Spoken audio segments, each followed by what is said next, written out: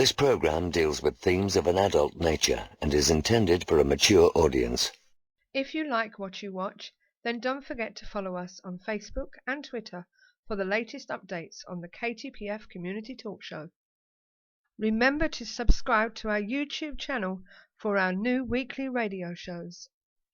The KTPF Community Talk Show is supported by Phenomenon Magazine and Beyond Parazine, available online now. The KTPF Community Talk Show is sponsored by Dragonos Castle, South Wales, one of the most haunted castles in Wales. For more information on ghostly and ghastly events, including Fright Nights, all-night investigations and hen parties, visit www.mosthauntedcastle.com. The comments and views expressed on the KTPF Community Talk Show are those of the people that make them and do not necessarily reflect the views of ourselves or of our sponsors. 5, 4, 3, 2, 1.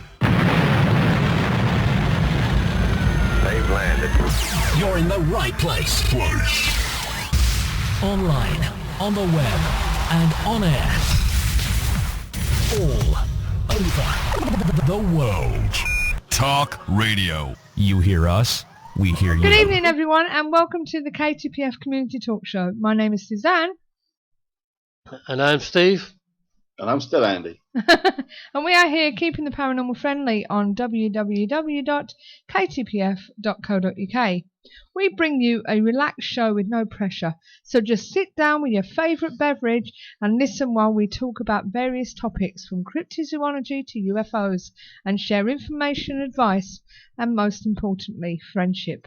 Remember, collaboration, not competition. The show incorporates a wide spectrum within this fascinating subject, so if you have any questions, then you can use the live interactive chat room or Skype in and speak directly to our guests by adding the KTPF Paranormal Show. Later, we will have the rundown of this month's paranormal events from our sister site, and we'd just like to acknowledge everybody in the chat room and say hello to everyone that's there.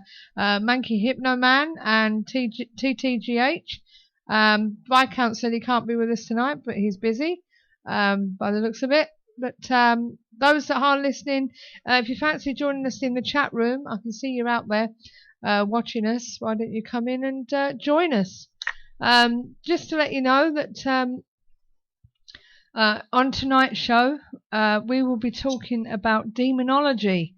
Andy's on hand to talk to us about the study of demons, evil spirits, and more generally supernatural entities that can cause, considered to cause malevolency. He's also going to separate the fact that about the Hollywood fiction as well from the fact about demonology, isn't it, Andy? Very much so, yes. Trying to look at a bit of the real history of demonology, as in the study of demons, and try and get a handle on some of the more modern ideas that seem to still be floating around that really need to be addressed and discussed properly. Yes. Well, before we go through that, we're going to hand you over to Steve, and he's going to go through the observations for this week. What have you got for us this week, Steve? Well, I'm starting with a Minnesota woman who noticed something strange when she was browsing through the National Register of Historic Places recently. Oh, yeah? Yeah, as she was researching a historical house located in her area, she found an eerie figure in one of the database listing photos. She posted the image on Reddit this week. The Cordino Severance House is a historical home in Cottage Grove, Minnesota, and the mansion is also known as the Cedarhurst. Was built for attorney Cordino Severance shortly after the Civil War. The house was originally a farmhouse, but was expanded in 1911 to 26 rooms, totaling 12,000 square feet. The mansion is listed in the National Park Service National Register of Historic Places on the database. Reddit user Midwester posted the image of the Cordino Severance house in our ghost on Saturday. The photo from the listing, a figure is seen lurking on the porch near the back entrance of the home. The photo was taken in 1976 by Charles W. Nelson of the Minnesota Historical Society. He says, I was looking through the photos of the National Register places and spotted the apparition. Miss Midwester said on the description of the image, a few Reddit users believe the image in the photo is a statue, but the poster insists that it isn't, and some people think there is a simple explanation that is creating an illusion of the figure. Others believe it is actually the apparition. What do you guys think? There is definitely something there that could quite easily be a It statue. looks impressive, actually. I mean, as I say, you could say it was a statue, but it's hard to say. I mean, it looks really good. I give you that for definite. You know, it doesn't look like someone's just had a bit of Photoshop fun there. It does look pretty impressive, actually. So Yeah, because I mean, you're talking about a photo that's actually in the national database, and it was taken, and that's what it was taken for. So you would assume that it wasn't photoshopped unless they've taken the image and photoshopped it afterwards. Exactly, and it was an odd place to have an image like that put. So yeah, certainly. There we go now. Girl's ghost followed her home. Okay. I do not have a specific date, but it was 4 years ago, and I have tried my hardest to forget. I am at the moment 16, and I believe everyone should hear this. There used to be a house in my neighbourhood, a big white house. My neighbourhood was originally a farm, and that was the main house. A couple passed away in that house, and I was told they had kids also.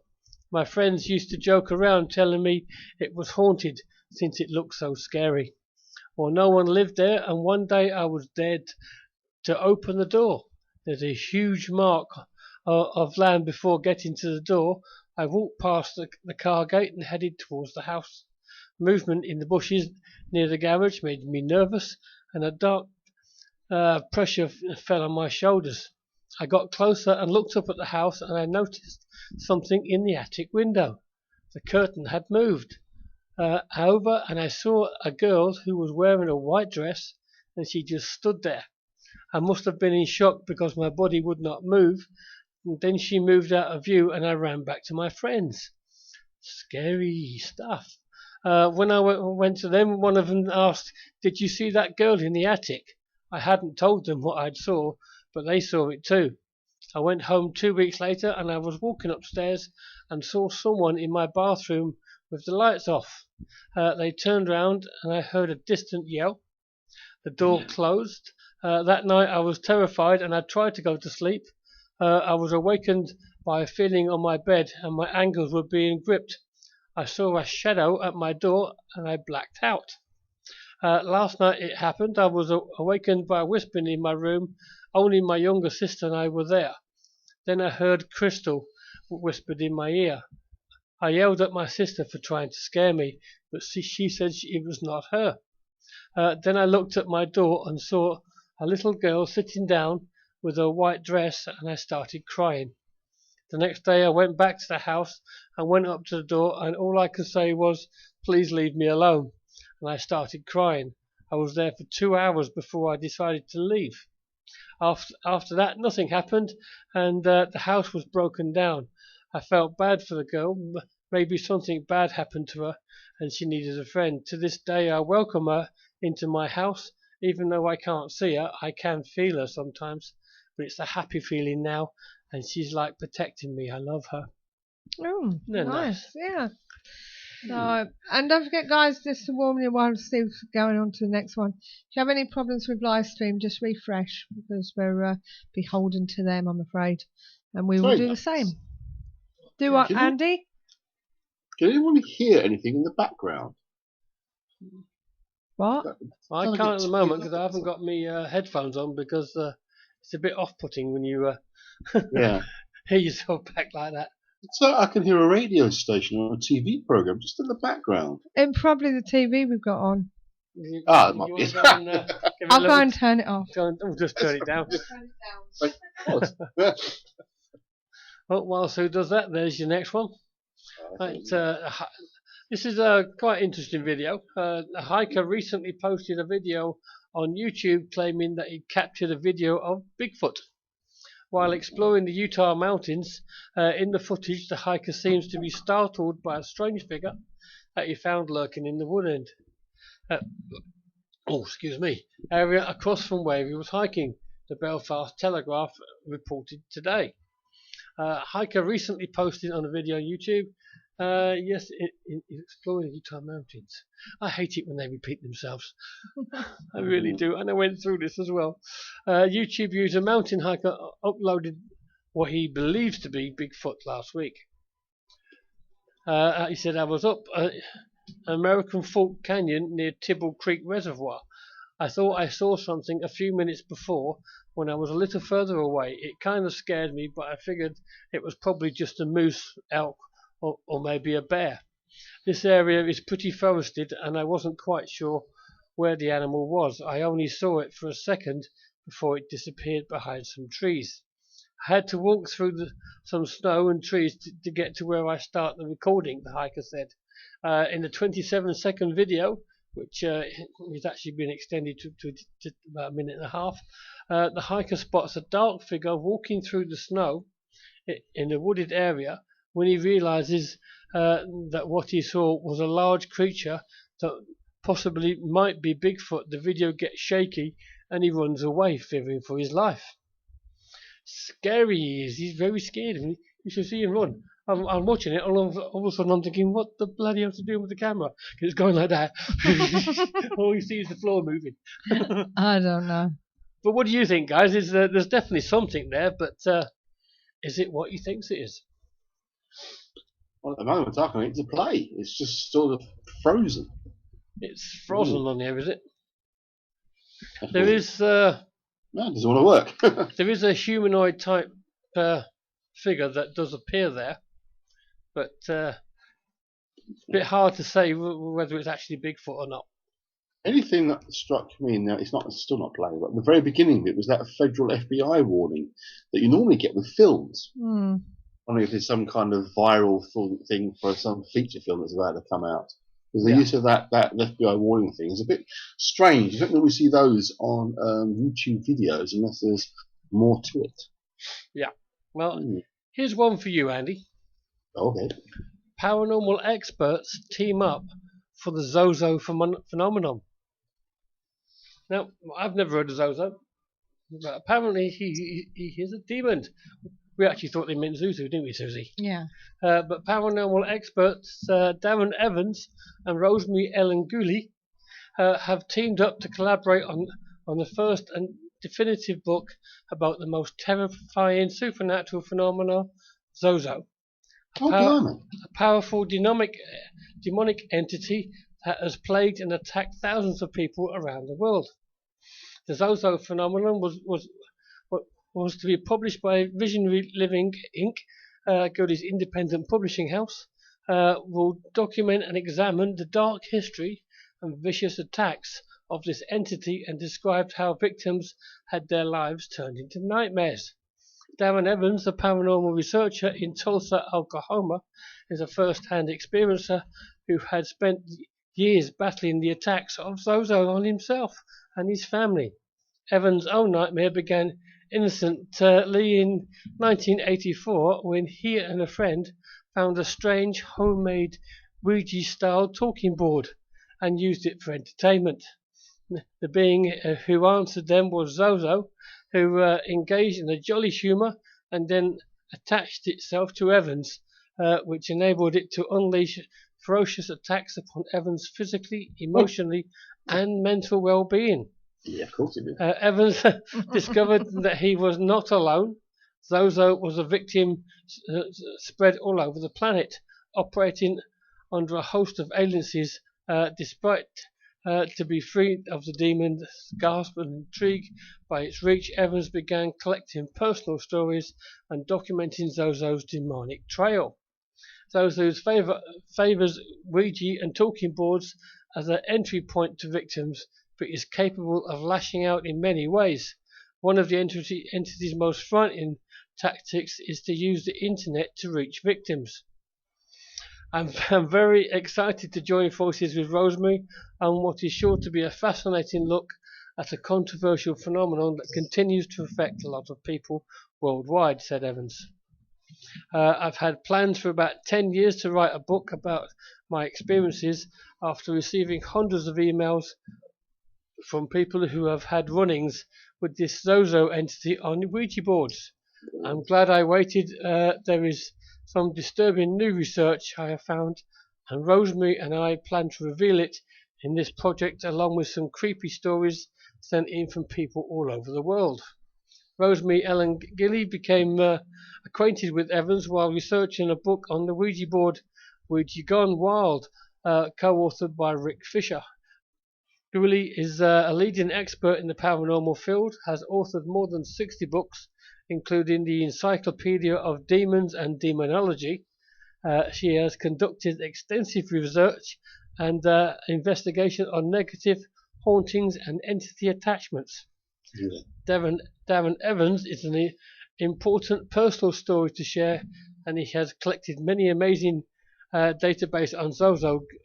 Dooley said, our book will educate people about some of the dangers that exist in the world. We want to help others avoid and solve problems with attacks and attachments. Zozo Phenomenon will explore the nature of evil and the rise and spread of Zozo, and how Zozo might select victims, solutions, remedies for attacks, and surprising facts and theories about Zozo's secret tactics. And not a gin in sight. No. Talking about Rosemary Ellen Gwilly, she's actually in London at the moment, in the UK.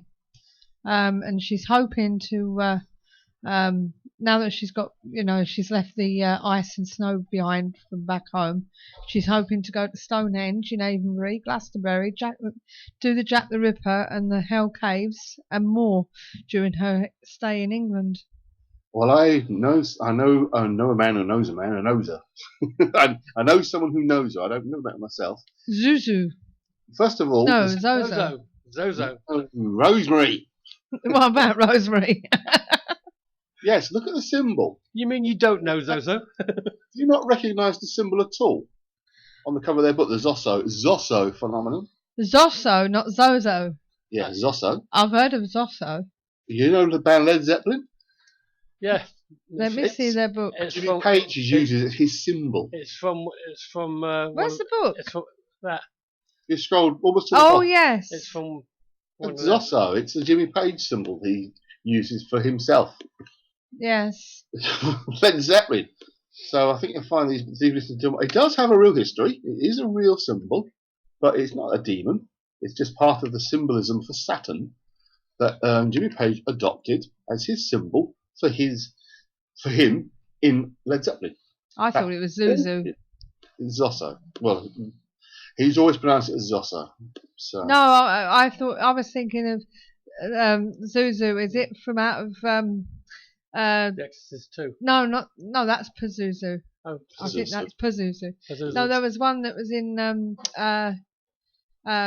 Ghostbusters, was it, or was that Zozo or something? That's Gozo. Gozo. I knew it was something like that. Vegetarian. I don't know. It was something like that. You'll have to bear with me tonight, guys. I've been up early for the past 2 days, and I'm really, really shattered. And plus, I've got a toothache problem that I've had all week. I'm going to the dentist tomorrow. But so if I'm a bit quiet, you know why. So everybody say ah. Ah. A link on there to the cover of the book so people can see what we're talking about. I'm just quickly trying to find a decent version of the Zosso symbol for Led Zeppelin for Jimmy Page, and I can't. It does appear in a grimoire text, and I'm going to talk about grimoires obviously a bit later on as well as part of the demonology thing. I've got the grimoire. I've got the Key of Solomon. Not in the Key of Solomon, no. It's in another. No, I've got it. So have I. On PDF. Which one of the more than 20 versions do you have? I don't know, but I've got one. The chances are you're going to have the McGregor Mathers translation from the French version that he translated in the 1899. It's almost certainly going to be the one you've got. I've got it somewhere.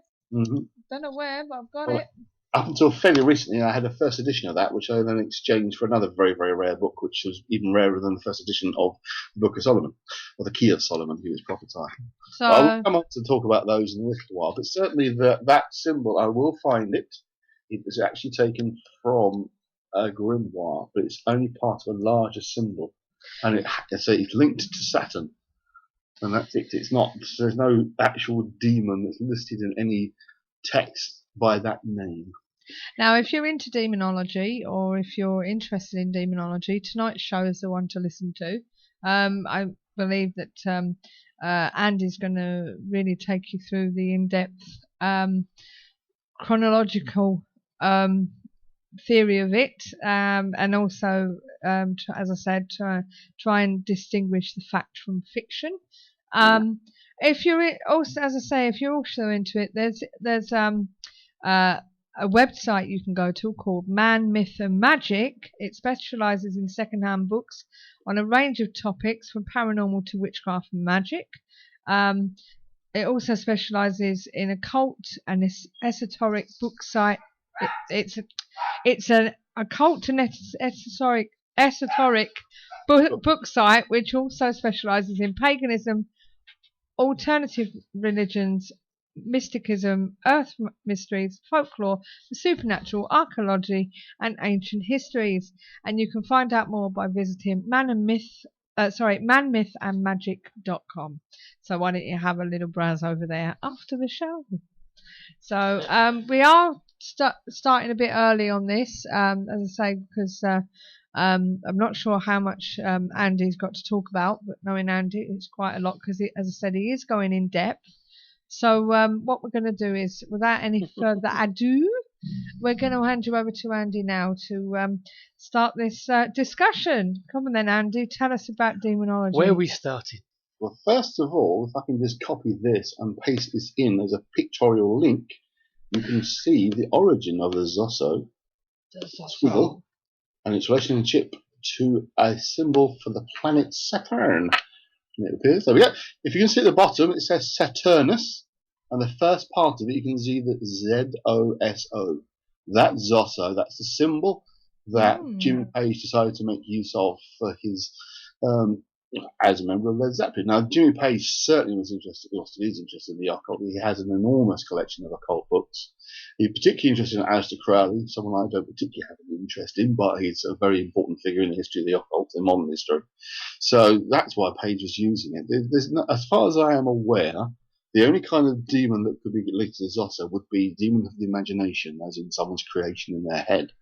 But this is one of the things I wanted to talk about when it comes to the Hollywoodization of demons, the way they've been used as a vehicle for making rather nasty, cheap films of demonic possession. You know, most of these films, you run across the usual kind of thing with a bunch of kids who start mucking about with magic or Ouija boards or other stuff. But somehow something starts to go wrong and someone that's scared and seems to be possessed, and then they have to get somebody in to get rid of whatever the possessing spirit is, and the person usually dies or is rescued or something along those lines. There are so many of these films, and it's just ridiculous that they're portraying the notion of demons in exactly the same way as a particular film did in the early 1970s, is the one that really started this all off, which of course is the good old film The Exorcist, which I think probably most of us have seen before. It's if by some miracle you've never seen it before, it purportedly is the story of a young girl who becomes possessed by a demonic spirit that enters her body. In actual fact, in the film, it claims it's the devil itself, not just a demon, and the actual devil who enters her body, apparently because he starts mucking about the Ouija board.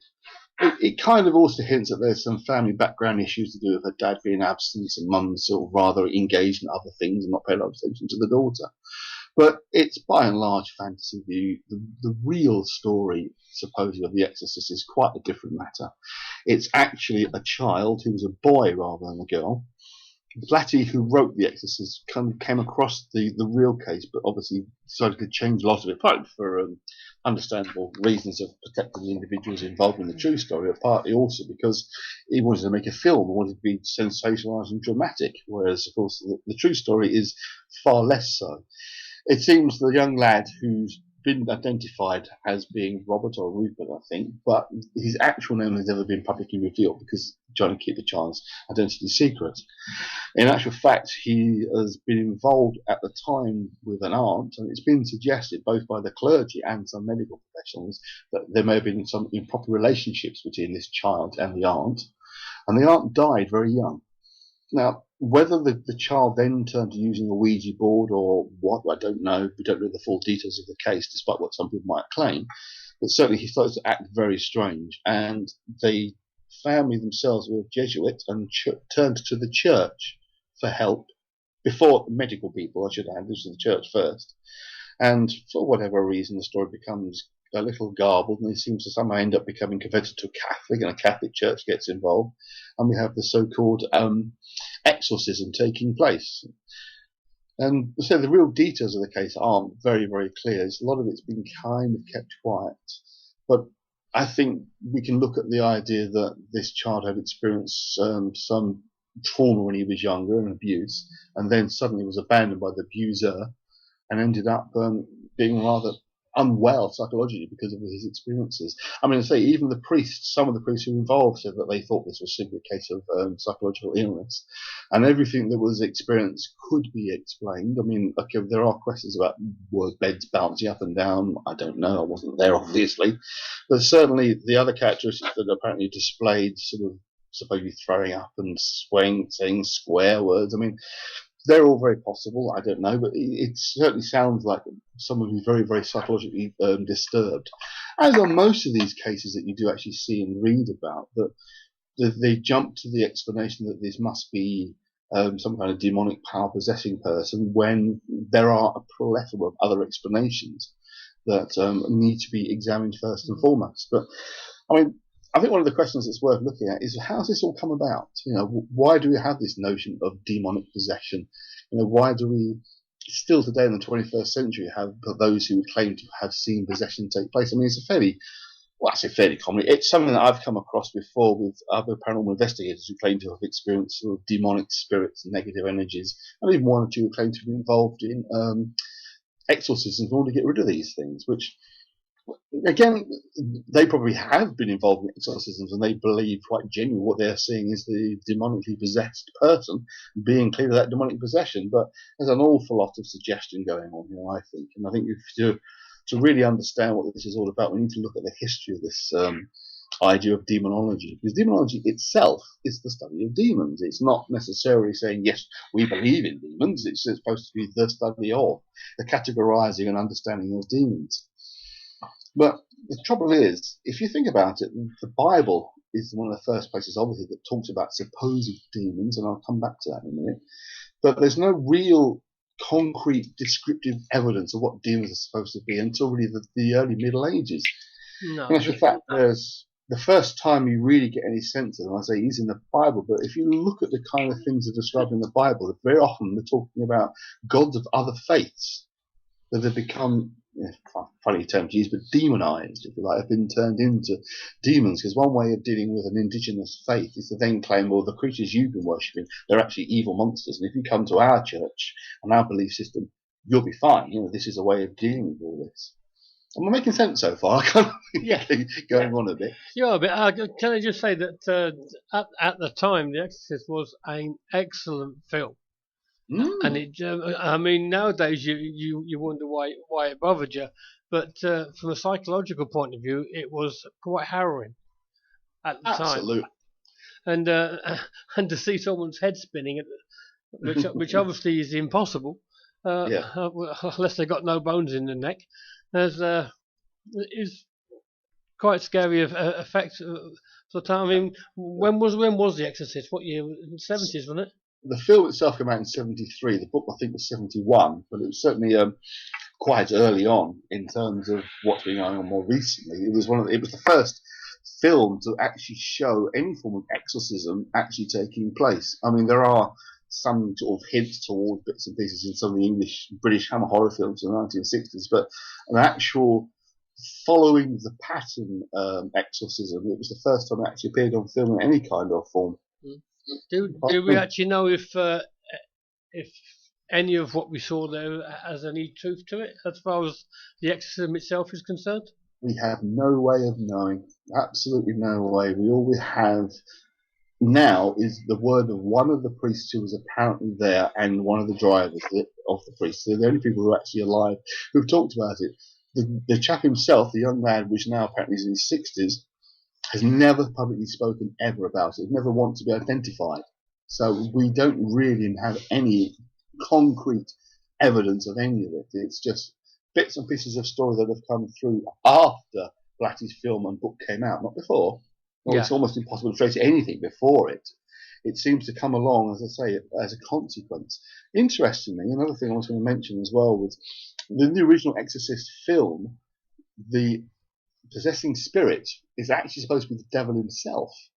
But the subsequent films identifies an entity called Pazuzu as being the possessing spirit. Yeah, Now, again, that's Pazuzu, the second one, isn't it? yeah, but it say they were trying to say that all along that was what was possessing him, was Pazuzu. Possessing her, I should say. Yeah. Now, what was supposed to be possessing the original boy, I have no idea. It's never been identified as far as I'm aware. That it's never been made public, I should say. If at all. Exactly. But Pazuzu is a very good example of exactly what I was saying before about older gods and other faiths being turned into demons and monsters. Pazuzu was a god of the west wind, I do apologise, in Sumerian and Assyrian mythology. It was a bad hot wind that could often destroy crops. So it was seen as being quite negative, but it wasn't talked about as being some possessing demonic spirit. I mean, the whole notion of demon itself comes from the word daemon, which is a Greek word which talks about intelligence, a spirit of intelligence. That's the origin of the term. And indeed, as we were saying before, the fact that we've used a particular image called Baphomet on the poster to advertise this show, again, because that itself, that's not the devil. It's not a demon. It never was. The symbol of Baphomet is to represent balance, and that's the idea. And the version you see on the cover of our poster and flyer was designed by a chap called Eliphas Levi, who was a mystic and occultist from the late mid-Victorian era in France. He is the guy that designed and drew that. It's supposed to represent positive and negative polarities all balanced in one form. It only becomes demonic and evil thanks to a little group called the Church of Satan in the 1960s, who decided to adopt the Baphomet symbol as their own and claim that they were worshipping the devil, and this is what he looked like, because he happens to have a beard and horns. But, the idea of this image was the devil didn't exist until the Church of Satan nicked it, decided to use that. And the Church of Satan itself started life as a joke. It was basically Howard LaVey, his real name, Howard Stanton LaVey, decided he wanted to form a little religion of his own and came up with this rather crazy notion of the Church of Satan just being the opposite of everything Christianity stood for. And to his surprise, it was quite popular and still continues to run today. But it all started off as a joke. Do we know when this demonic form of demon was actually first mentioned? Not until the late 1400s was what I was about to come on to, because this is where the history really begins. I mean, we've got thousands of years of Bibles, etc., vague mentions of names of possessing spirits and Jesus casting out the spirits and the demons from people. But again, I would say adamantly that you're talking about people who were demonstrating forms of psychological or neurological illness. People who had things like epileptic fits, or having seizures. These are the kind of things that were actually happening to people they had no way of knowing what on earth they were going on. So the assumption was they were demonically possessed. But the idea starts to become kind of more current, if you like, more currency to it as being a reality with the rise of all things, the printing press. The fact that there was a bit of a political battle also going on in the heart of Europe around about the sort of late 1400s about who was running the Catholic Church. Believe it or not, as it often goes on in modern times, fights over religion. You have on the one hand the Spanish Church, which was part of the Spanish Empire, was hugely powerful, incredibly rich, but it was also very envious of the fact that the actual seat of power in the Catholic Church, or Christian Church as it was at that point, it was still not split yet, was actually, of course, in Rome with the Pope. And it was kind of trying to find a way of really gaining more power, more control over the Catholic world by claiming that there was all sorts of demonic activity and witchcraft taking place. And a particular book was written in 1467 called the Malleus Maleficarum, best known in English, just the Hammer of the Witches, which supposedly discusses, among various topics, the relationships between humans and demons and the power of witchcraft. And this book became extremely influential and began to be printed en masse, because you're talking about the image of the print around about the same time. So you've got this book that's claiming that there are witches and demons and that the church has to act and take control over these bodies and people. Is that the one that was written by King James? No, I'll come on to that a bit later on. Okay. The Manifest Maleficarum, or Hand of the Witches, became the guidebook for witch hunters and demon hunters that saw the close relationship between witchcraft and Satanism, or demon worship, should we say, because Satanism as a term is a modern invention. But it was really, the problem was, as I say, it was the battle between the Roman Church and the Pope and the real power in Spain over the Catholic faith. Also, the other problem was that the parts of Spain had until fairly recently been ruled by the Muslims due to the Muslim invasions of the southern parts of Spain. And they'd only recently sort of basically kicked them out and were trying to re-establish Catholic control over the territory. And to proclaim that these people were witches and were worshipping the devil was a way of basically taking power, taking over people's lives and basically bringing them back to the Catholic faith. And that didn't just include those who might have strayed or were having their own ideas. Also, they were persecuting Jews and persecuting the Muslims who stayed in Spain after the Muslim rule fell. Pardon me.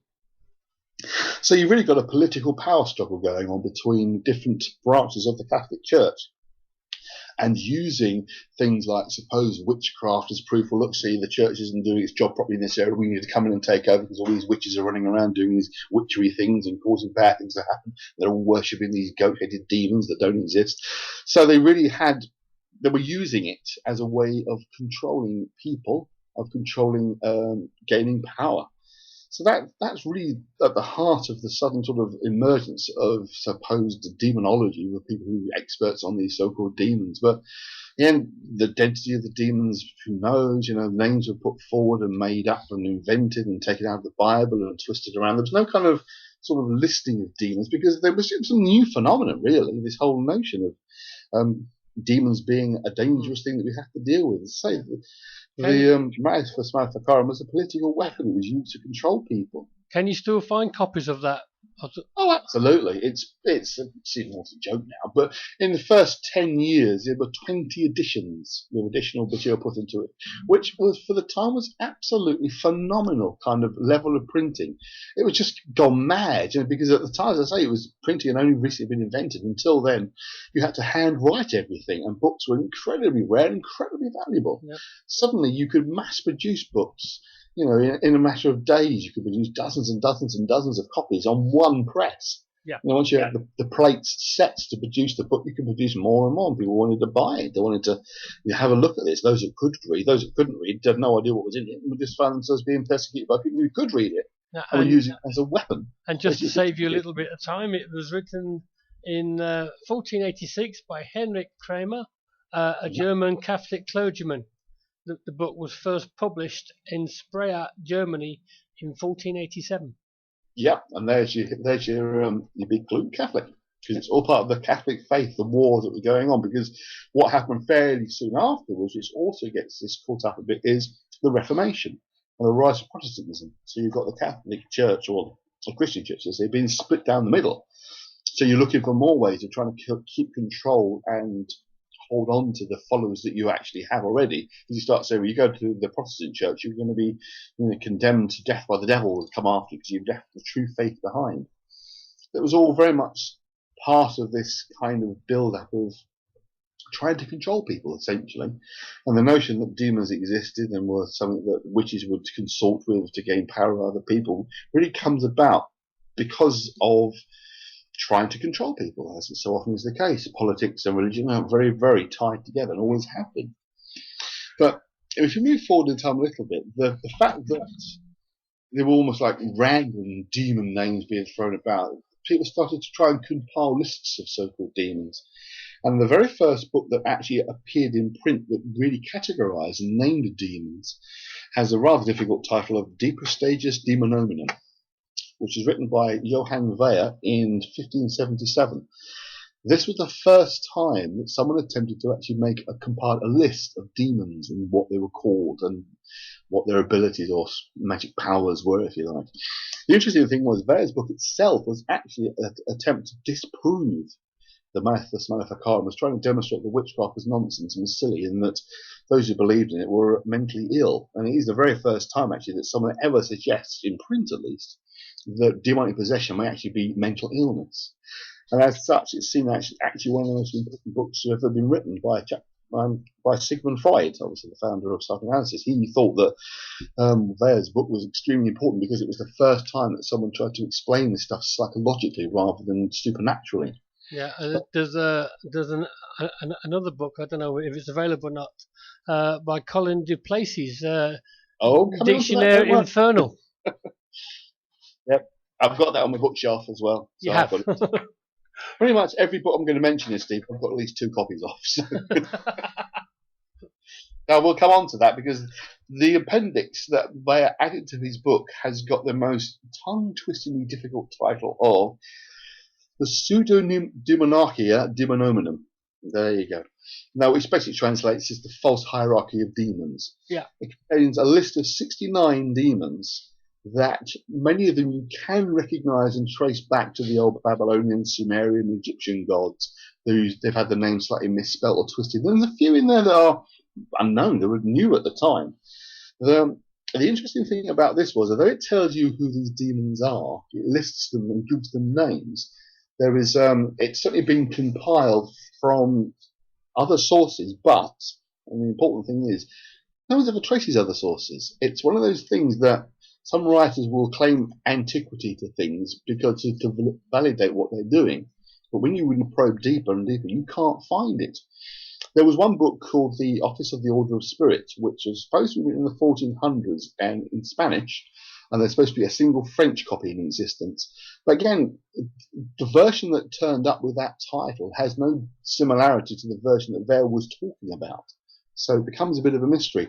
To me, I think a lot of these names have just been derived from the Bible. They are various variations upon classic spirits and angels, if you like, or gods of other faiths. Yeah, saying angels. I mean, everybody knows Seraphim.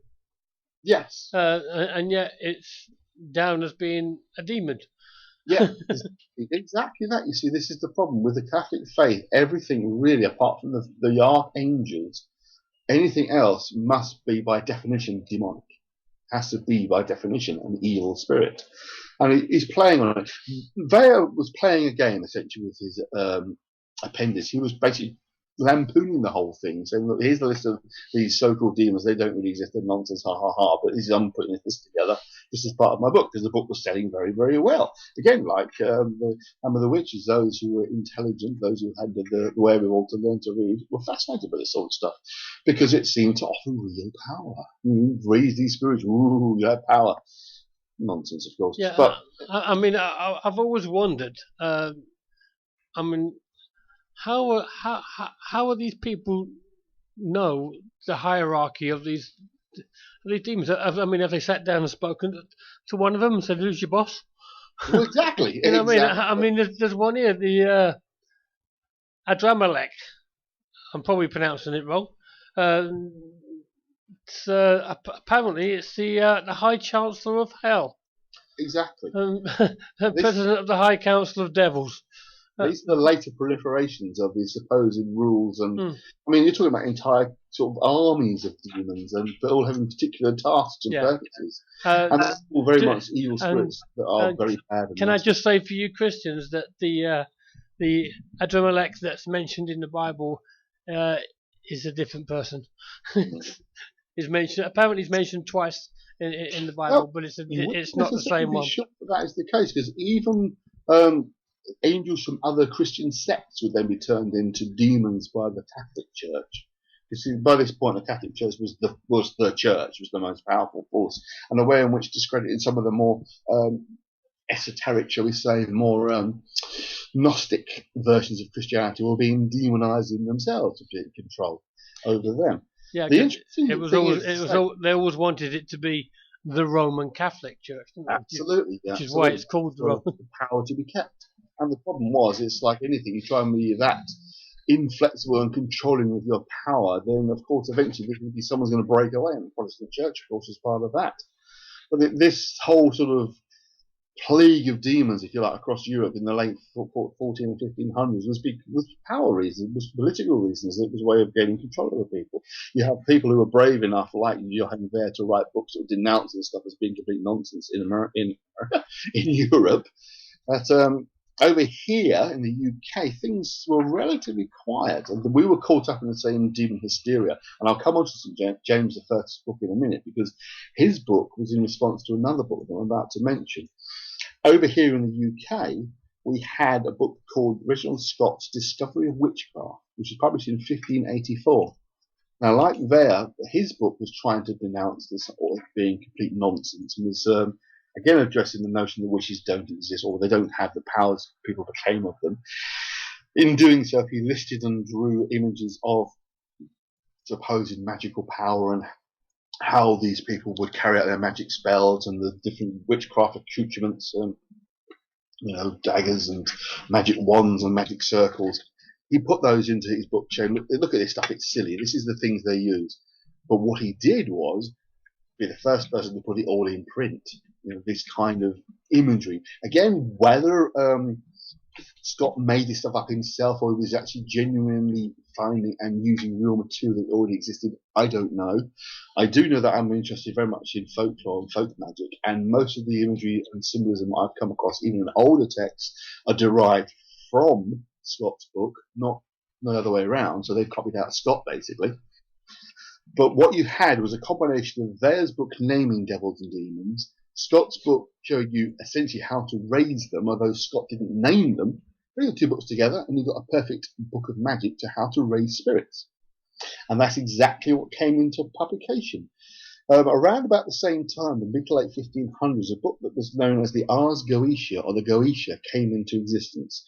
No one really knows who the hell put it together, but judging by the information of how to raise spirits in it, and the spirits demons named in it, it is someone who had both Wehr's book and the Discovery of Witchcraft, and used the two of them to create this manuscript. Now, the interesting thing about the Goetia is that it also is the first time you start seeing squiggles and symbols and sigils for devils and demons. Now, if you only look through history of mythology to see that most periods of history have got symbols and signs to represent gods and creatures, etc. I mean, we all know the crucifix is a symbol for Christianity and Christ, but before that was a symbol of the fish. So spirits, gods, whatever, having symbols to represent them is nothing new. So of course, why not have symbols to represent these demons and monsters? So these little symbols started to pop up.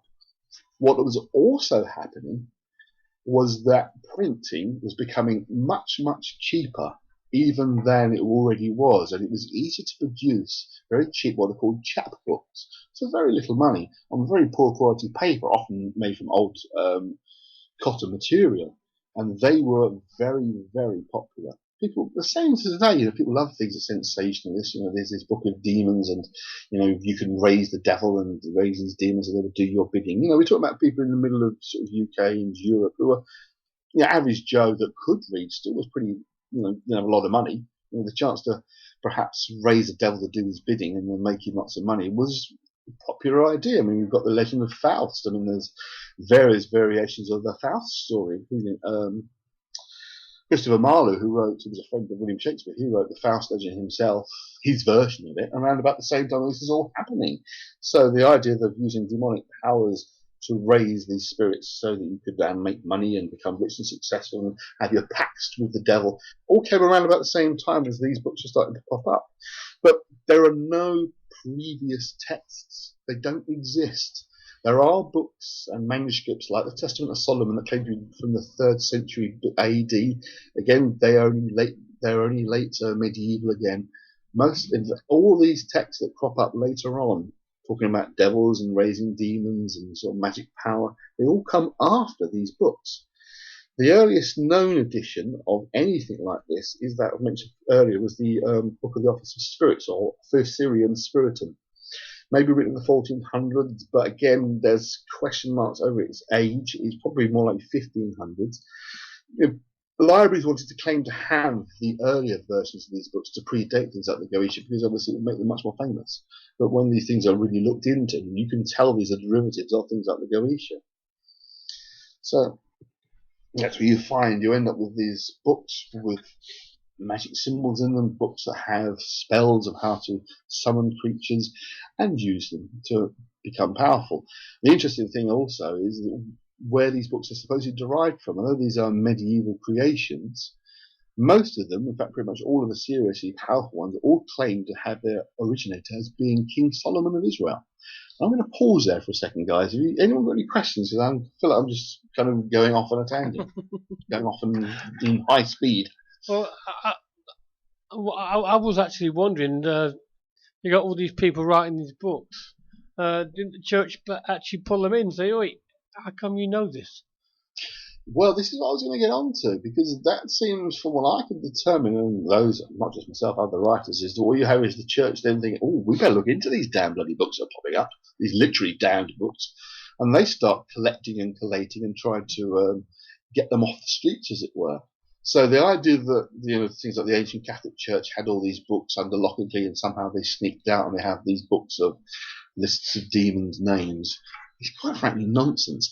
The problem is the Goetia itself is called a single book, but there are lots of different versions of it. There are different numbers of demons in them. There's a version with only 30 odd demons. There's a version with 69 demons. The one that you tend to find freely available on the internet is the version that was translated in 1899 by Samuel Gregor Mathers. He translated a version that he found in the French library, the Paris, the library now.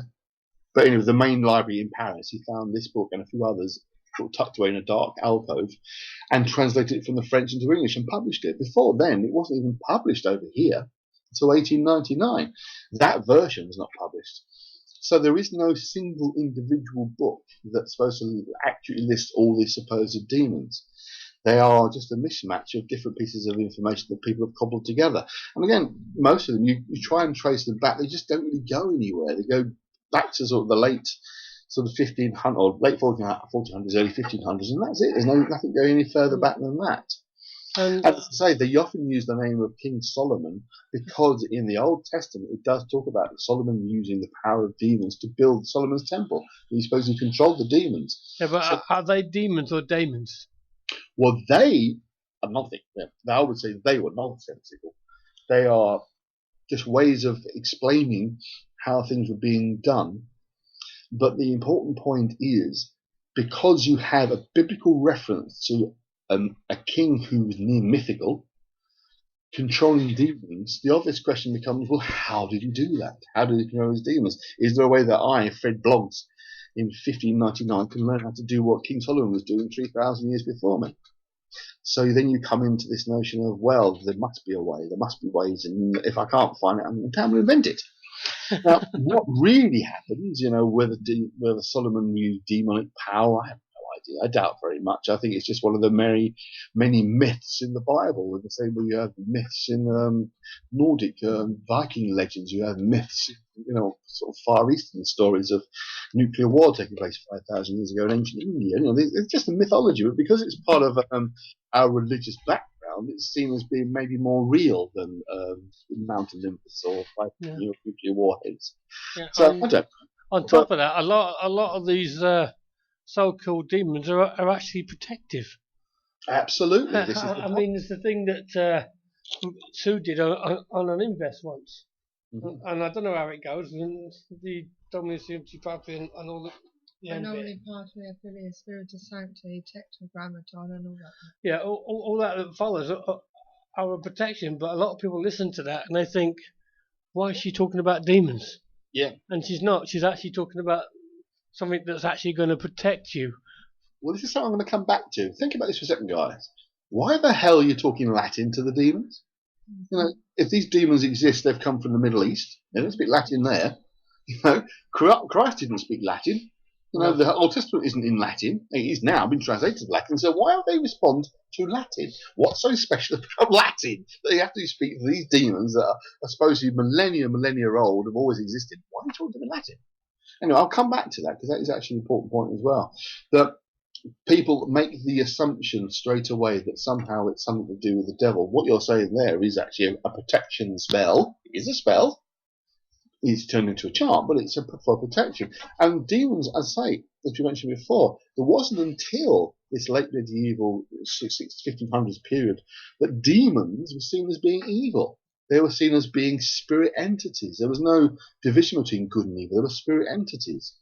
So the fact that more modern interpretations of the Solomon story talk about him controlling demons, as in evil monsters, is the misinterpretation of daemons, as in spiritual energy that he was able to use. So you could be talking about some kind of invisible energy force he was using. Ask your ancient alien friends, what they'd say. They'll tell you it was alien technology anyway. We don't really know. But it wasn't these demons and evil, monstrous, sort of sulphur-smelling guys, because effectively they didn't exist until the Middle Ages. They were invented around this kind of time frame I've been talking about. Because one of the most popular and probably the most supposedly sinister books is The Key of Solomon, which is one that Sue says herself earlier. She's got a copy. I've got bound up at least 12 different editions of it, one of which contains 4 versions of it in its own. Yeah, I mean, the other thing we've got to take into account when we start talking about these things, a lot of it has been transcribed from one language to another. And Greek in particular, all you got to do, when their stuff was done, there was no punctuation. It just ran. And if you put the punctuation in the wrong place, it changes the whole meaning.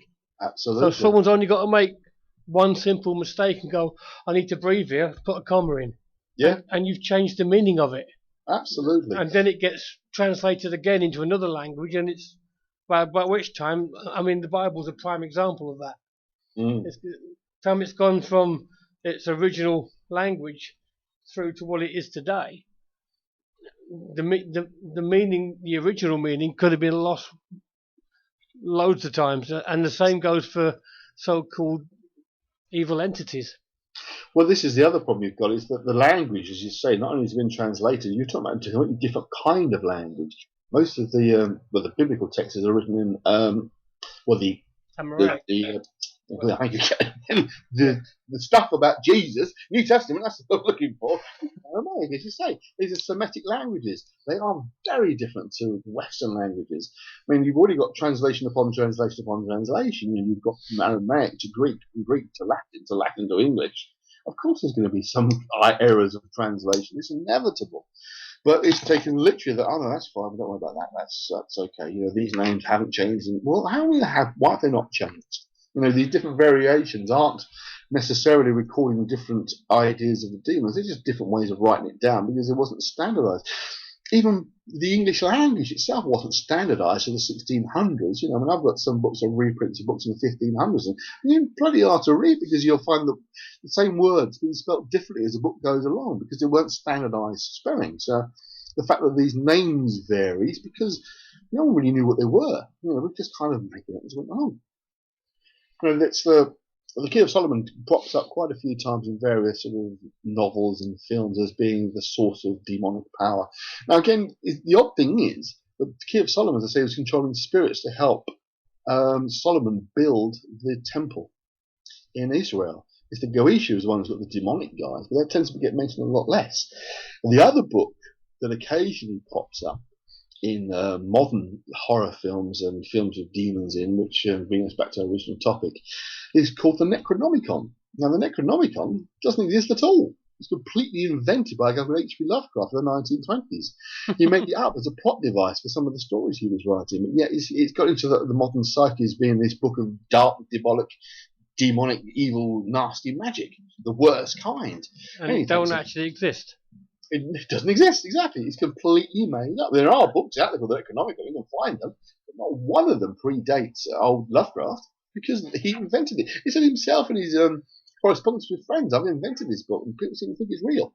There's no reality to it whatsoever. Yeah, I've come across people who said they've summoned spirits from the Necronomicon. Well, that's quite clever because it's completely made up. So we managed to do that. and this gets into what we will talk about later on, which is the psychological side of this, because that's the really important stuff. But just getting back to our medieval books and the fact that these books are now popping up all over the place. They're cheaply produced.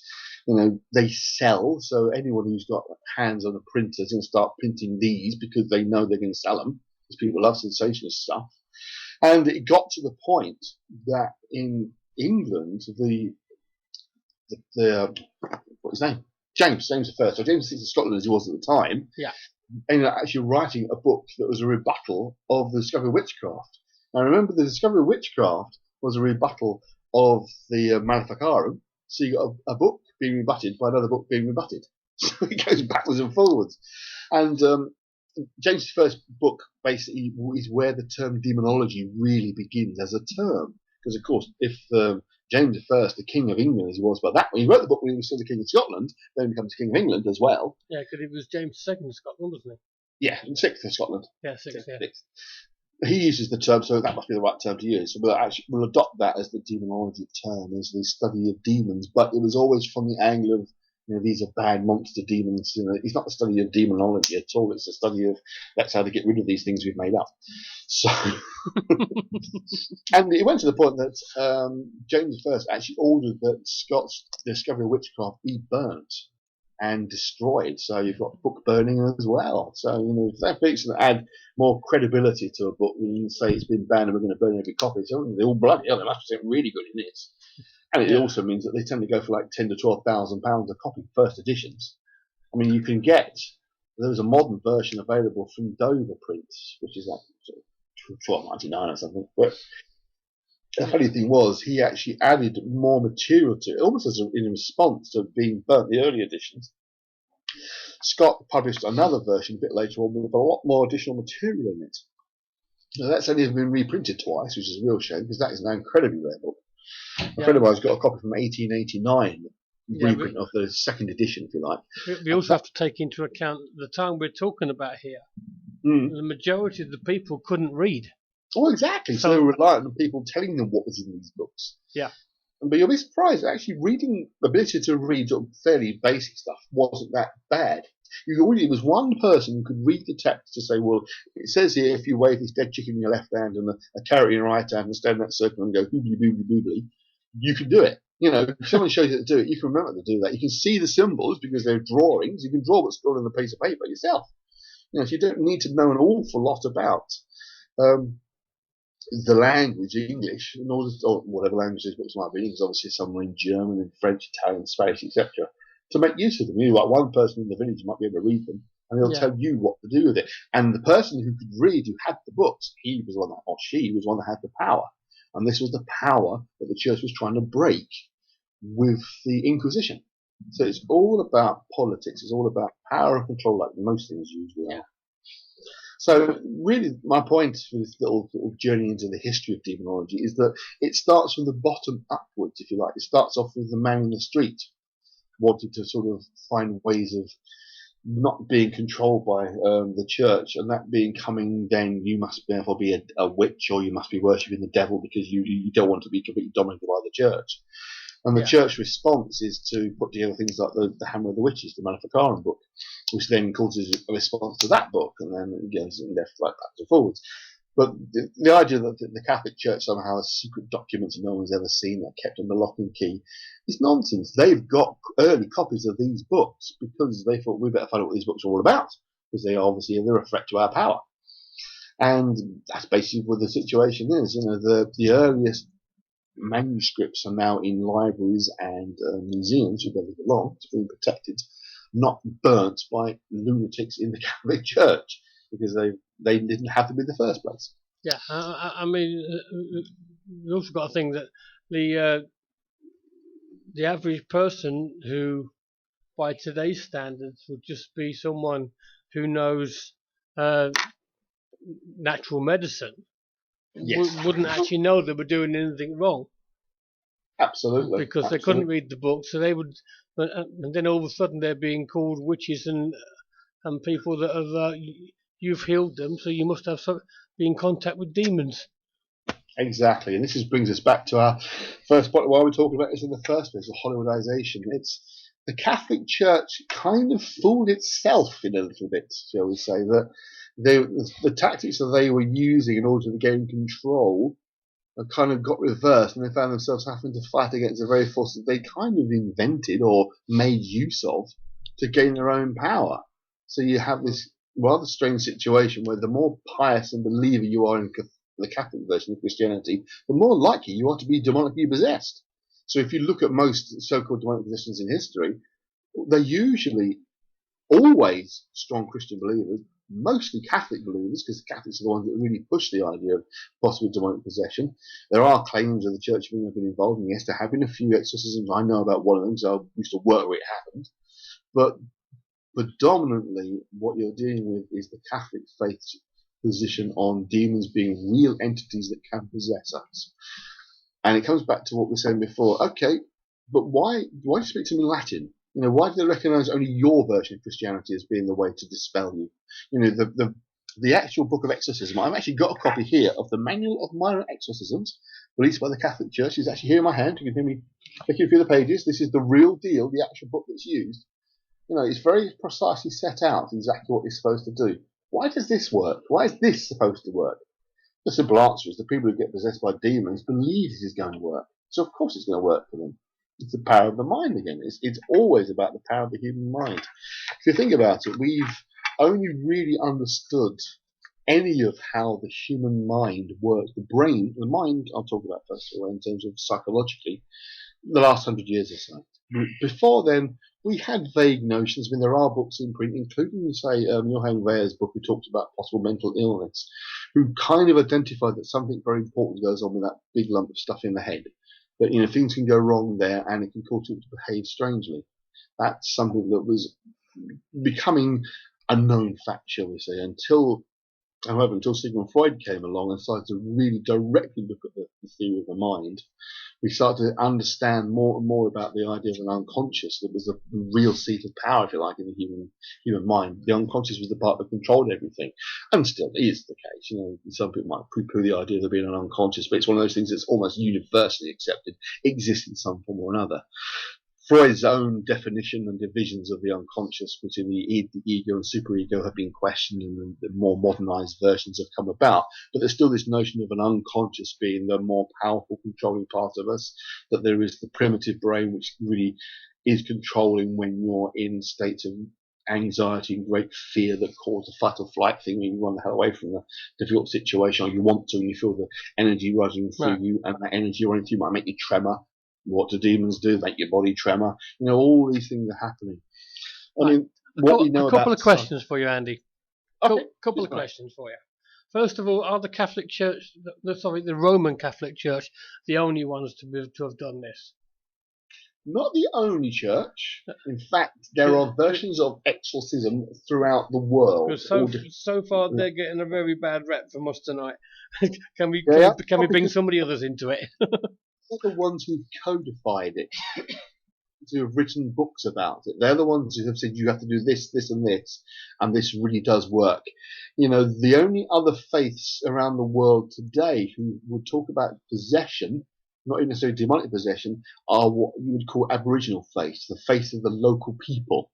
You have examples mainly in Africa and in South America, where you've got the development of things like voodoo, which is based around certain African ideas, but also has elements of Catholicism in it, including the symbolism that goes with the Veve spirits. There are elements of this that draw back to Catholicism. And one thing that I've heard mentioned before on this show, and I want to address very directly, there is no such thing as a voodoo doll. It does not exist, never has been part of voodoo tradition, never will be. Voodoo dolls were invented by... Hollywood. Don't say it. Hollywood. Say it. The Catholic Church. Yes, yeah. Absolutely. When the Spanish came over and were conquering that part of the world, there was elements of voodoo in existence then. It was very much the primitive local faith, but the Christian evangelists who came along later on, who were trying to convert the locals, would claim that such things as voodoo dolls are being used to control people by spirit entities. The only example of real voodoo dolls that you can actually find historically linked to traditional English witchcraft. We used to use puppets to try and control other people. This, again, it's just one of those things that comes about, this idea of controlling other people by magical means. But the puppet is an English magical invention which is transported over to Central America and to voodoo. That's the origin of it, and there's no such thing as a voodoo doll. Yeah, can I also say that voodoo itself has absolutely nothing Pete, nothing to do with devil worship or anything like that at You know, all. Because they have it does get a very view. bad rep for that, and it's unfounded. Absolutely. Voodoo spirits are neutral, shall we say. They will, if you piss them off, they will give you a rough time. If you're nice to them, they'll do as you ask. They are neutral. They don't have a division between good and evil. This is one of the things I was going to come back to. Most of the other examples of possession, shall we say, around the world aren't necessarily about evil spirits. I mean, African legends, whether it's animal spirits possess the living and that sort of thing go on. Or you have in India the idea that bridegrooms get possessed by a bridegroom who didn't actually get to consummate his marriage, didn't get married or died before he got married. That kind of thing goes on. They are what we would call, what your average trance medium might say is, a spirit entity from the living person who's possessing them. There is the concept of the non-living spirit entity, but that gets into a very different territory when you talk about things like the Turpa, which comes from Tibetan mythology, and there seems to be some validity to it that we can essentially create spirits ourselves. The classic one in the West was the Philip experiment, where they actually had a group of mediums and psychics got together and invented a spirit called Philip, gave him a name and identity, and then he started to respond, including bangs and noises and the kind of effect you expect from a poltergeist. And it was entirely their invention. They made the guy up, and when they asked him to go away, it all stopped. So this is just an example of how the human mind is very, very powerful and can create what it needs to see. So when you talk about things like people who believe in demonic entities and possess people, then they're going to see it because they believe it's happening. You get someone who's psychologically trained, who knows psychological medicine and psychiatry, and you show them a body shaking around with mouth foaming. They're going to say to you, I think they're having an epileptic fit. If you show it to somebody 400 years ago with no idea what that was, they're going to run a mile and think this person's demonically possessed. They're going to think it because that's the only explanation they've ever been given, they're ever going to understand. I remember somebody telling me about doing a similar Philip experiment, where he took a group of people to a house, proclaimed that it was haunted, and told them bits and pieces, and at the end of the experiment, they came out and said, this happened, that happened, blah, blah, blah. And then he said, the house isn't haunted. Absolutely. Certainly that's true. I'll tell you a little bit, it's a bit of a sideline, but I want to go into just this idea because the power of suggestion is the biggest part of demonic possession. It is the power of suggestion. This is a program I wish I'd recorded and I've tried to find since, but it was absolutely fascinating. And I often use this as an example of how the human mind can be tricked. When talking to clients, psychotherapists. What happened was a group of American students were taken on a holiday tour of sort of America, the big open plains, the big wide areas of like shrubland and mountains and whatever you call it. They were going along, it was part of a tour, but what they weren't told was at one point they were going to encounter an apparent UFO crash. They were going to see one person dressed in military uniform. They would see apparently parts of the spacecraft, just like one edge, should we say, and one dead alien. This is what was planned for them to see. They didn't know they were going to see it. And the guide played along with the whole situation, saying, oh, there's something's happened, we need to move on. And the people were then taken, when they got back to their base, having seen this stuff, back to their camp, they were taken individually questioned about what they'd seen. And pretty much to a man and woman, they had different stories. They were seeing more than one person. People claimed to have seen the alien alive, see the UFO in the air. One shot was definitely fired into the air deliberately to get them to go away. They said they were being shot at multiple times with machine guns. They were then told that they must not talk to anybody about this. It has to be kept completely secret. And they were got together again, I think it was 6 months later, and re-interviewed on camera to telling their story. And the way the stories had grown was unbelievable.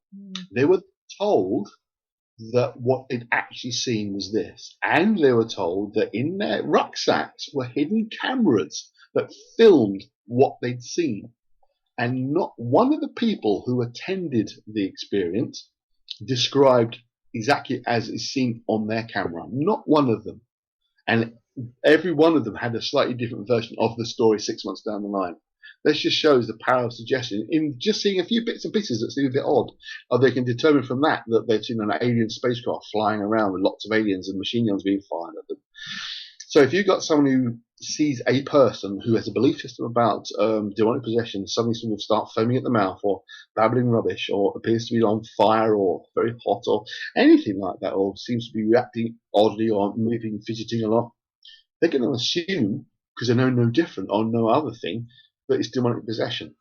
But the whole list of possibilities that we can talk about that might be the cause of these problems is, it's huge. I mean, if you talk about purely psychological on its own, things like generalized anxiety disorder, you're going to be very, very much on tenterhooks the whole time. You're going to be looking around, you'll be furtive, you're going to be uncomfortable with the slightest things, you're going to react to it, you're going to jump all the time. Things like OCD, repeatedly doing the same thing over and over again. These things that I deal with day to day, and I can recognize straight away what they are. But if you don't understand human psychology and you see people doing these things, you're going to think they're possessed. You're going to, because they're acting odd. But when you get into things like neurological difficulties, where people are having real psychotic episodes or having neurological problems like epilepsy, then you see those. Your natural reaction is going to be scared, stupid, and run off and think, oh my God, this person's possessed, or turn to the only method of treatment that you would possibly have available to you, that's your local church. Because obviously the medical profession itself is still very much is very young. The access of the average Joe being able to access medical facilities is still fairly new. So of course you're going to have this idea and belief system that what you're seeing must therefore be demonic possession. I must admit, of late we've been getting people contacting us concerning house investigations, and they've started to say that it's demonic. Yeah. You know what I mean? Of course, it's because there's so many bloody films around that are promoting this notion. Yeah. Can I just say, and I know that you believe that what we're talking about here is mainly mental health issues, but are we in danger of missing something that isn't? Missing the point, yeah. Which is what? That isn't a mental health issue. That is actually a possession of some type, not necessarily demonic. No, I don't accept it. I'm sorry, I simply do not accept it. I've never in my life seen an example of genuine possession beyond. But isn't that the problem of from the opposite angle now? Because you've never seen it, you don't believe it. But at the same point, I've seen a lot of weird shit in my time. When I got to tell you, I've been involved. I know you've seen some really weird stuff along the way, but I don't think we should discount stuff because we don't know it. Because you're saying it's basically saying exactly the opposite to what they believed then. Yeah. I have just given you we now know that an epileptic fit is an epileptic fit. Yes. And they thought it was demonic. But aren't we in danger of doing exactly the opposite by saying everything's down to mental health?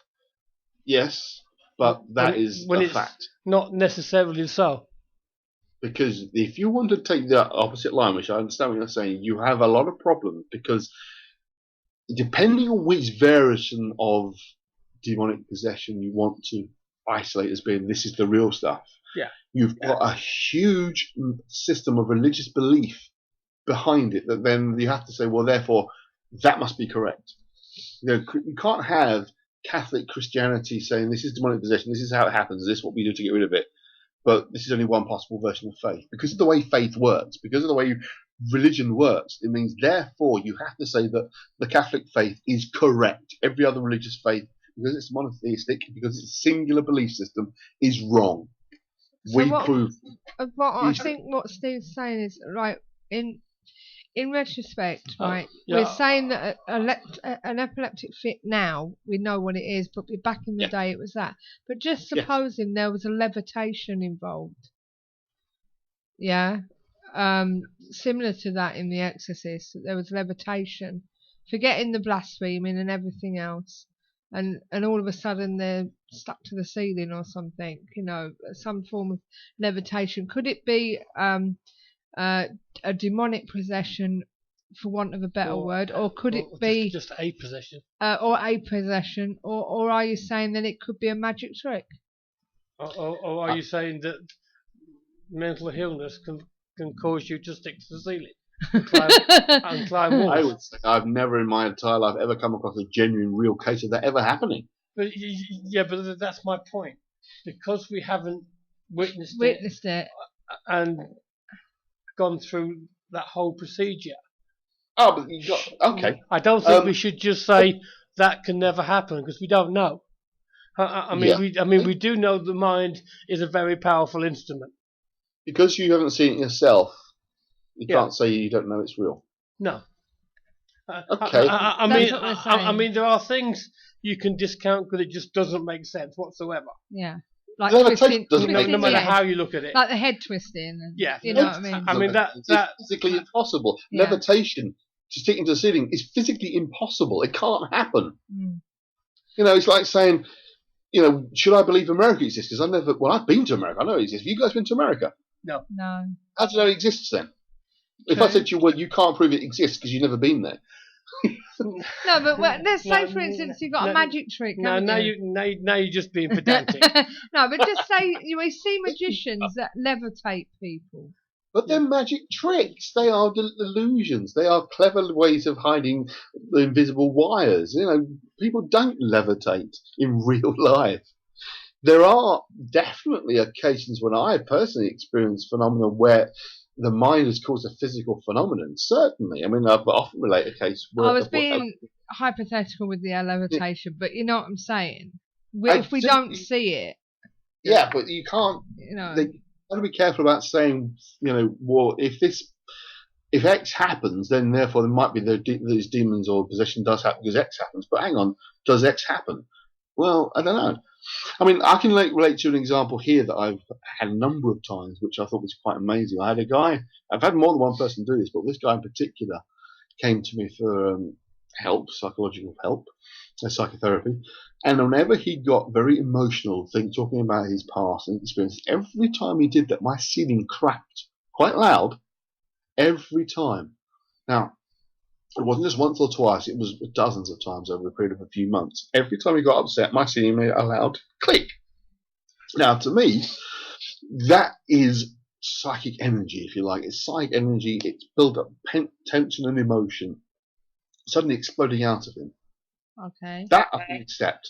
The fact that physical phenomenon can occur, I can accept, but I still... What about scratches and you know, I know it's a bit hypothetical when things are written in your skin in scratches or materializing in the skin, you know, if you can understand what I mean, when it comes up to the surface on the skin, help me or something. Yeah, these people that have actually been scratched, are you saying that they're doing it themselves?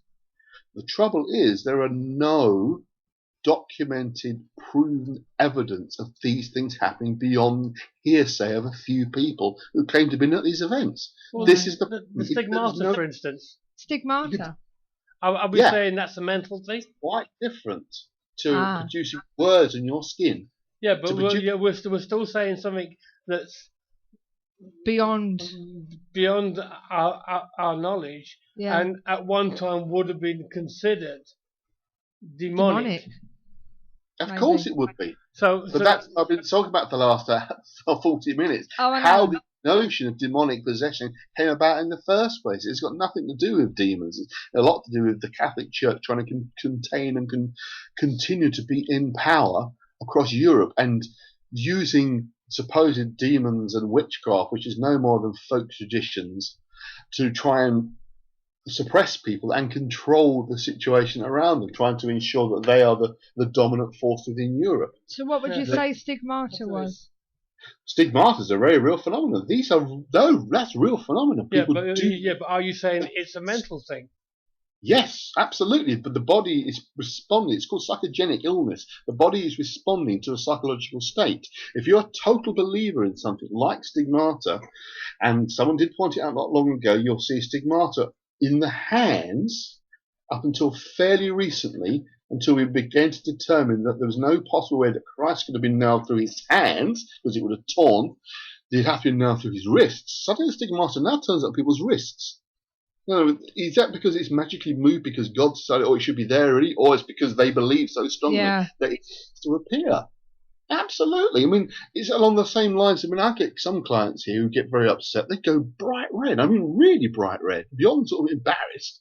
But it's a sudden rush of blood. It's explainable phenomena.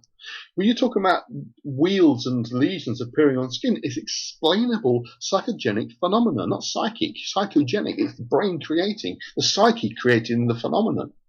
And this is one of the points I was making before, is that a lot of people, or some people who don't really have sufficient knowledge of psychology and the human body, how it responds to difficult situations, are going to jump to conclusions that they're seeing demonic activity. And it's the same 400 years ago, and it still happens today. But how do you tell somebody that they're hallucinating or whatever? Unfortunately, there's no other way than you're hallucinating. There's no other way of doing it. You know what I mean? They believe they're being demonized. And I still think we're in danger of missing something by putting everything down to one thing. Well, it's not one thing. Yeah, but in a way it is. What you're saying is everything that's experienced and what they say is experienced is down to a mental condition.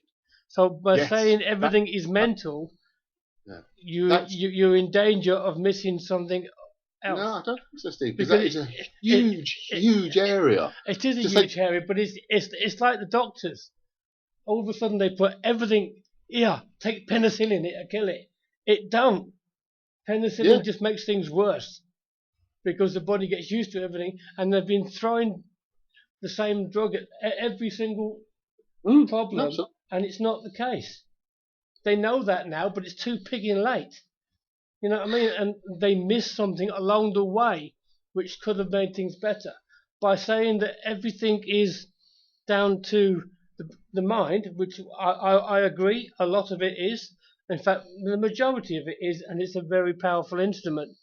But by saying everything is that, automatically we're in danger of missing something.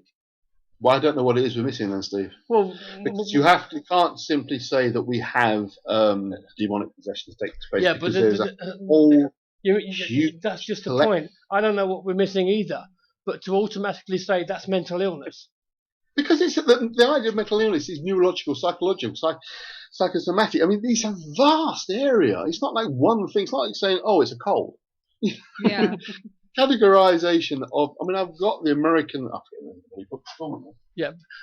Psychological illness. I mean, it's I about. think we're kind of missing the point. The point I'm actually saying is to automatically say that it's this, without going in and checking and making sure that it is this, we're going to miss something.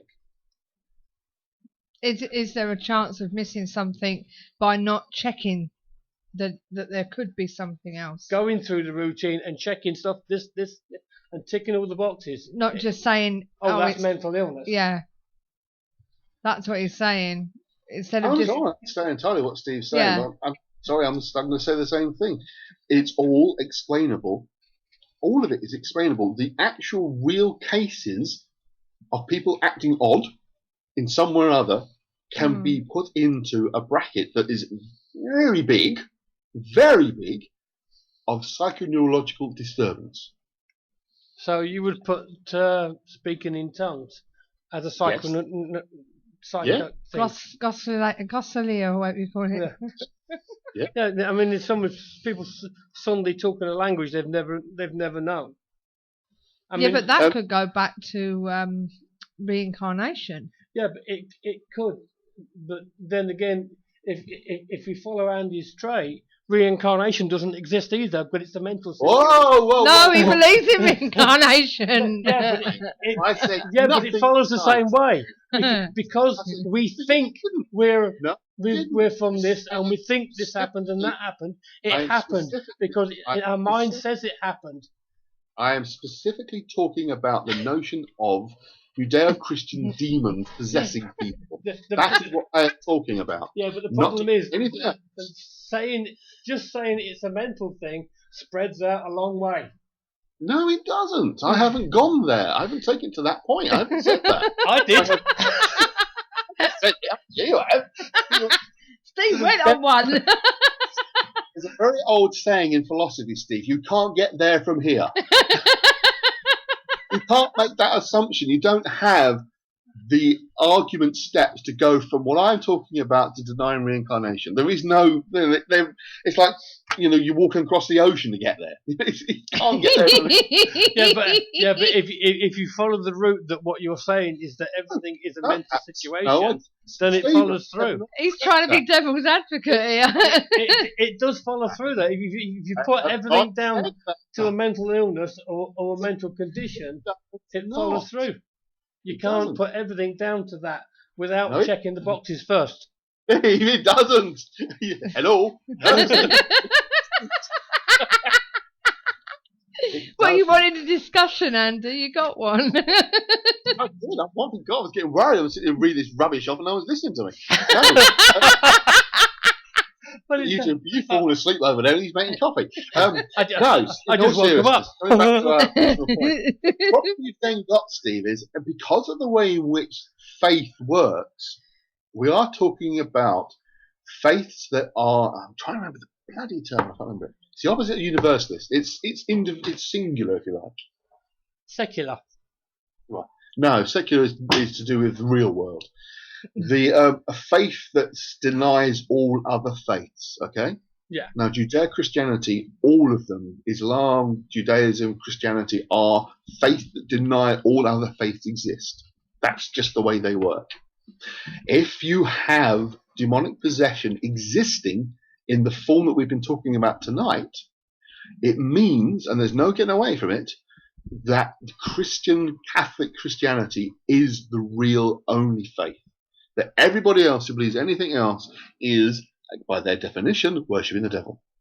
That's a position you have to take to say that any of this demonic possession is real. You have to take that position as well. You can't pick and choose it. This is the problem. You're left with the fact that you have to take all of it on board. Can't the other religions say the same thing? Because your faith is not mine. You're a demon. What you're talking about is wrong. West Judeo-Christianity, yes, that's exactly what you'd say. But you go further afield, you know what my faith is. We are universalists. We'll say, okay, you have your way of getting to your definition of God. I'll say, well, that might work for you. You might get there. You might get to the pure oneness by doing that. Maybe you will. I don't know. I'd say this way's a bit quicker, but it's up to you. But a Christian would say to me, you're worshipping the devil. There's no such thing as Brahman. It's not real. And I said, well, actually, that means the whole reality doesn't exist, which actually doesn't, but that's not the story. He would then say, I am worshipping the devil because I believe in something different. That's the difference between a singular faith and a universalist faith. So are we saying there are malevolent spirits? I don't think there are now this is where it gets the complicated stuff, when we're dealing with the collective unconscious. Right. I think it's entirely possible that some of this stuff is ancient energy, if you want, for another way of putting it, that it is not a spirit in the sense of all this demonology stuff is talking about, but we're digging into connecting to archetypes. The most powerful archetype that exists, Steve has his handle on here, and that's the shadow self. It's the parts about your personality, the things about you that you don't like. We've all got them, it's perfectly normal, and they are suppressed and pushed into our unconscious. They will manifest often in dreams, and there will be your enemy in a dream, if you like, the thing that's pursuing you, the thing that's scaring you, the thing that the light can't get rid of. That's often your shadow persona. Now, the idea that the shadow persona can then actually take over somebody, you can explain purely in the terms of multiple personality disorder, but one of those personality disorders is the shadow self. You start doing things you would never dream of doing in a million years when you're insane cognitive, when you're normal, if you like, but you'll start doing pretty nasty, unpleasant things. You can switch into that kind of persona under extreme duress if you feel you're very threatened or very much in danger. That would be the closest, I think, in terms of demonic possession that you're ever going to get. The shadow self, it starts making you act weird and do strange things. It's still coming from within you, but it's coming from the deepest level of human consciousness, the collective unconscious, which I do believe is real. So yes. So going back to a haunting, so to speak, let's just say hypothetically, because it is hypothetically, we've got an investigation to do. The children are being attacked, for instance. Yeah. People are getting their hair pulled. Mm-hmm. You know, Getting poked and pushed and scratched. You know, what can we put this down to? Yeah, because by your definition, it's a mental thing. Yeah. And not a And people can actually see their hair being pulled. And not a physical thing. You know, okay, it's probably eyewitness. That's what I assume happened, you know, or whatever. But yeah, and I know how do you put that? How do you put that to rest? Because I know it sounds weird, but we don't always see what we see. No, we don't. Absolutely, definitely not. You know, what? But I wouldn't jump to an explanation that somebody is possessed by a demon and they're doing the hair pulling. Oh God, I've seen all sorts of physical phenomena, absolutely, over the years. I mean, I've been doing this shit the same as you guys over the years, and I've seen all sorts of weird rubbish, but not one of them would I've ever seen. Say, I've seen someone who's been demonically possessed. I've seen people who believe they've been. We're not saying possession here. We're saying a demonic entity is playing with people. Is playing with people. Not again, I would say not. You could possibly be dealing with a spirit energy if you want, a ghost that is a damned unpleasant person. That's what I would have thought. Running on the same hypothesis, if the ghost of Hitler was haunting somewhere, is he going to say, "Oh, I love the Jews now; they're nice people, really. I'm really happy with them." He's going to be just an evil bastard as a ghost as he was alive. Yeah. That's not going to change. You're talking about people who are particularly unpleasant. I mean, you could be talking about the spirit energy of a young child who likes mucking about, pulling people's hair. It's fun for them. Yeah, that's the way I would look at it as well. But why do people always automatically go down the demon route? Yeah, we got a couple of things coming up from the chat room here. Oh, good. We got some questions. TGH says, I know someone who is in the Catholic Church, and I asked them about possession, and did you believe in it? The answer to me was, it doesn't matter what I believe, it's what they believe that matters. Oh, absolutely. That's the whole point of what I'm saying. If you tell somebody who believes in demonic possession that they're possessed, their chances are they're going to believe you. And he follows on by saying the trouble with doctors is they have to pigeonhole everything. They have to solve the problem. Why is that trouble? I don't understand why that's trouble, because in order to actually understand illness, or whatever the illness it is, you've got to first determine what the illness is. And if that's pigeonholing, then fair enough, We've got if I go to see a psychiatrist and I'm having problems, voices in my head are telling me to do bad things, the first thing we need to determine is, well, what the hell is going on? What is it? The chances are it's going to be multiple personality disorder, and it's going to be what's called dissociative personality disorder is what that's actually called. Yeah. And because of the way in which you then become very stressed because of it, it tends to be a negative voice. It's the same kind of thing people who suffer with anxiety. They don't hear a voice saying to you, "Oh, you don't know what's happening next, you're going to get hurt, you have to be careful." That's especially what's going on. But when it starts to get to the extreme where you're actually starting to hear a voice that's in your head verbalizing it, then you do dissociative personality disorder. You have to know that, or you have to determine that to understand the right course of action. So what will work someone... Let me finish this, actually. So... there was the case of pigeonholing. Let's finish this. Let him get finished. Go on.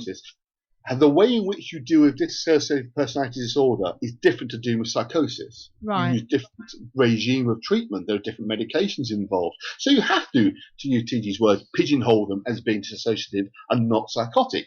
Because if you get the wrong treatment with psychological illness, bloody hell, things go wrong. If you treat someone with a broken leg with paracetamol, it ain't going to fix the leg, but it ain't going to get any worse. But if you give dissociative personality disorder medications to psychotic, you are putting a fire in their head, and they're going to do very, very severe damage to themselves and the world around them, because that was having the reverse effect. So you have to be very careful of understanding exactly the nature of psychological illness, because the brain is so complicated, because it's so powerful, because of the billions of neurons that are firing off every second. You have to be very precise. That's why it's still a very new science. And to then say, well, okay, maybe it's demonic possession. Well, my tooth's killing me at the moment, but Annette says... maybe it's possessed. Yeah. Annette says, nice to see you, Annette. I don't think we've seen you in the chat room before. Annette's an old friend of mine. Hi, Annette. Is that Annette Moss? No. Okay. So we're not possessed. Is it actually exactly coming from within yourself. Is that what you're If it is saying? within yourself, apart from, as I say, we are still talking with ourselves and talking about archetypal stuff. You are still talking about archetypal spirit energies that aren't spirit's wrong word entirely. Archetypal archetypes. There's no other way of using, unfortunately, it's a technical term, but the idea of connecting with the archetypes of the collective unconscious, then they can manifest themselves within. But yeah, I mean, we are talking about what's in your brain, mind. Yeah.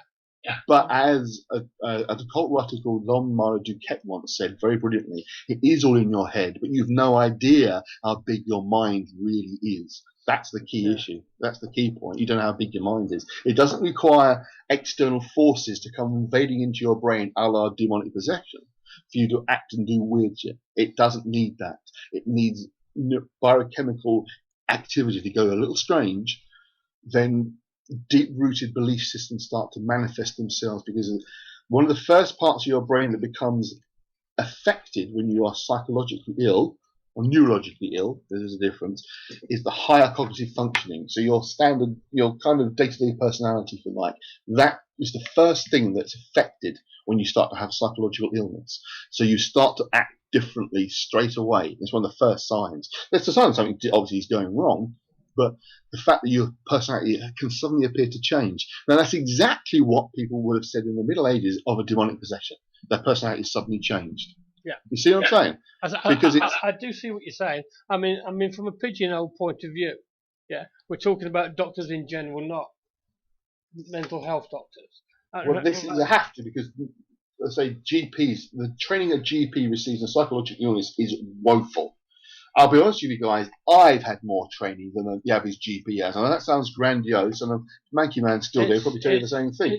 They receive like I agree with it's very true. Most GPs these days have to look in a book to check things out. I mean, for instance, my mum, yeah, because she was pigeonholed, that what she had was influenza.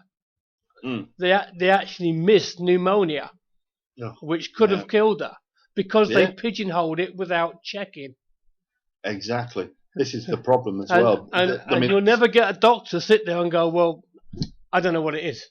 Oh God, no, absolutely not. They will try loads of things. They have to give you a pill for something. Yeah. They'll try loads of things first of all. But that's GPs in general, and not psychoanalysts and the likes. We're from a different path here, but yeah, I mean, I have a very big issue with the way the modern medical health profession works. Yeah. I often say to people that if you sort of put your head on your eyebrows, where everything's below that line, we're brilliant with. That's all the physical stuff, you know, the heart, the arms, legs, liver, kidney, spleen, all that business.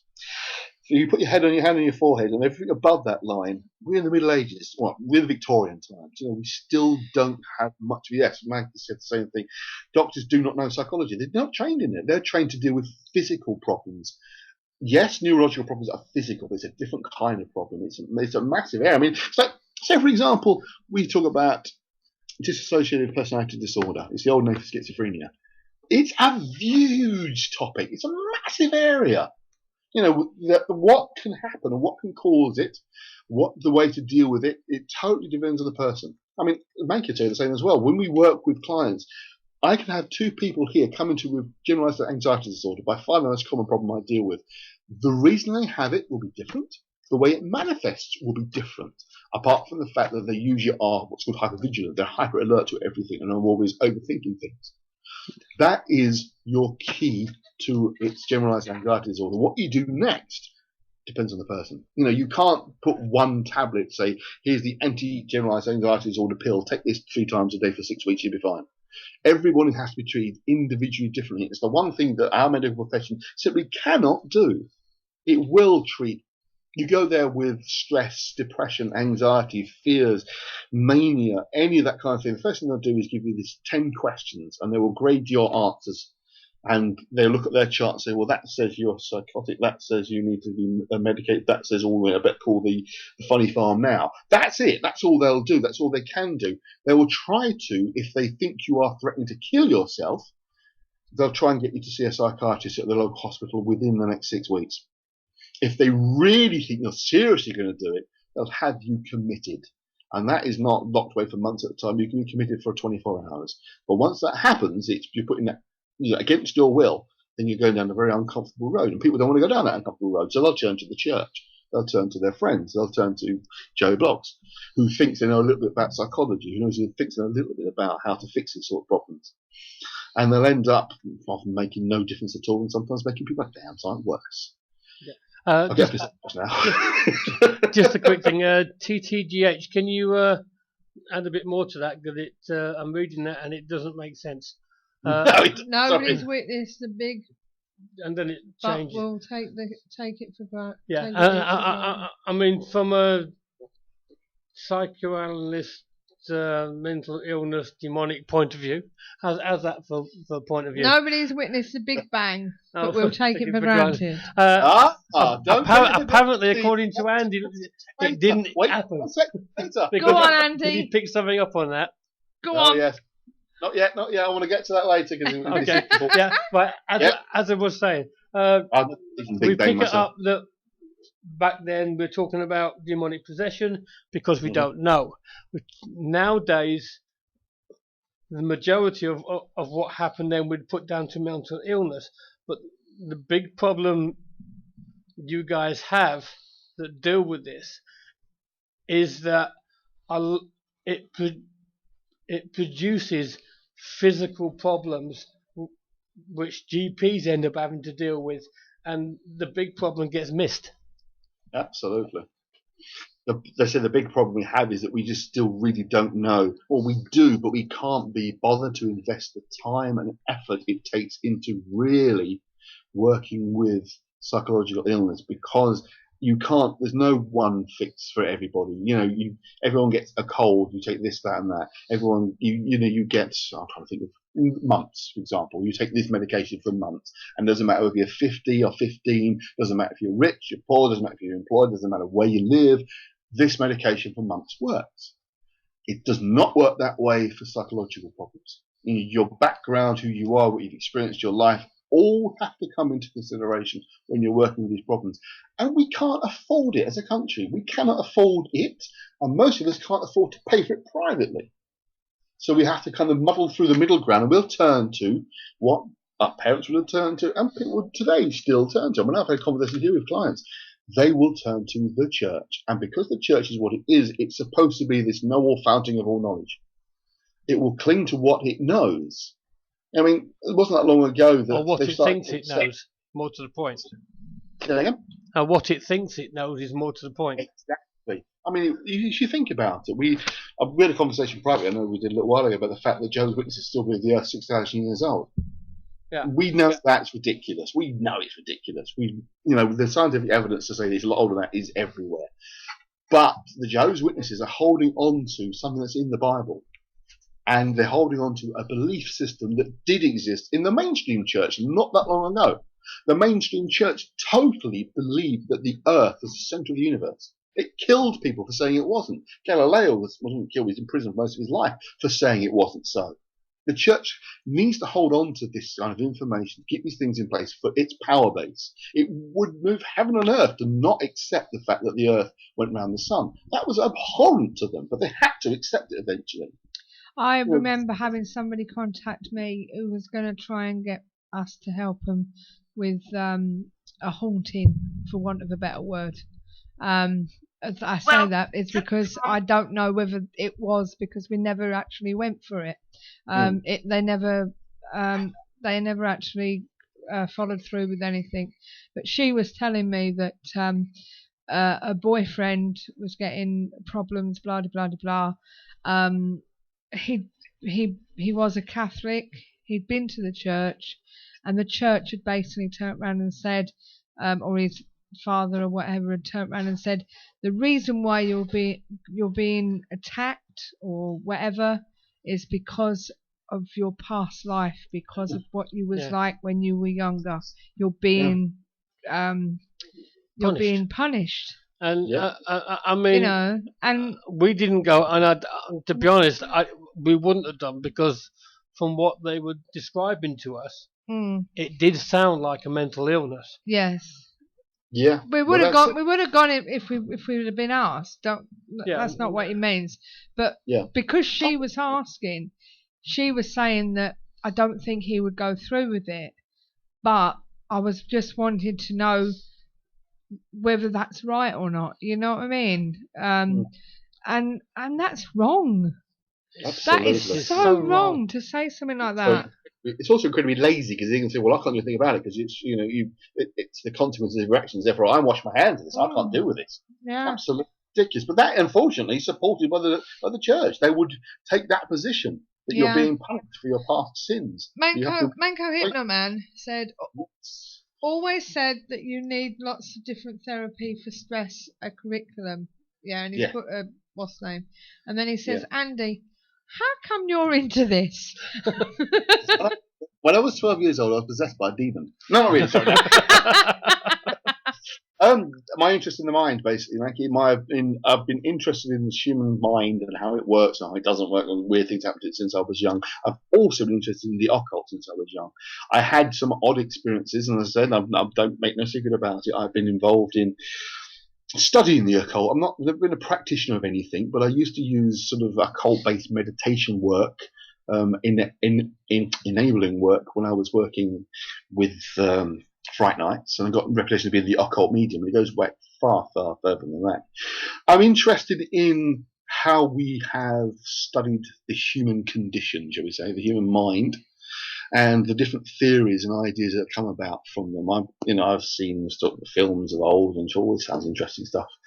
But for me, it's been just looking at the different ways in which we explain how the human mind works, how we've got to believe in certain things, and I also collect the books. Some of them are quite valuable. I've got a collection that's probably worth in excess of 10 grand. Of some books go the four figures on their own because they're ancient, and I just find it all absolutely fascinating.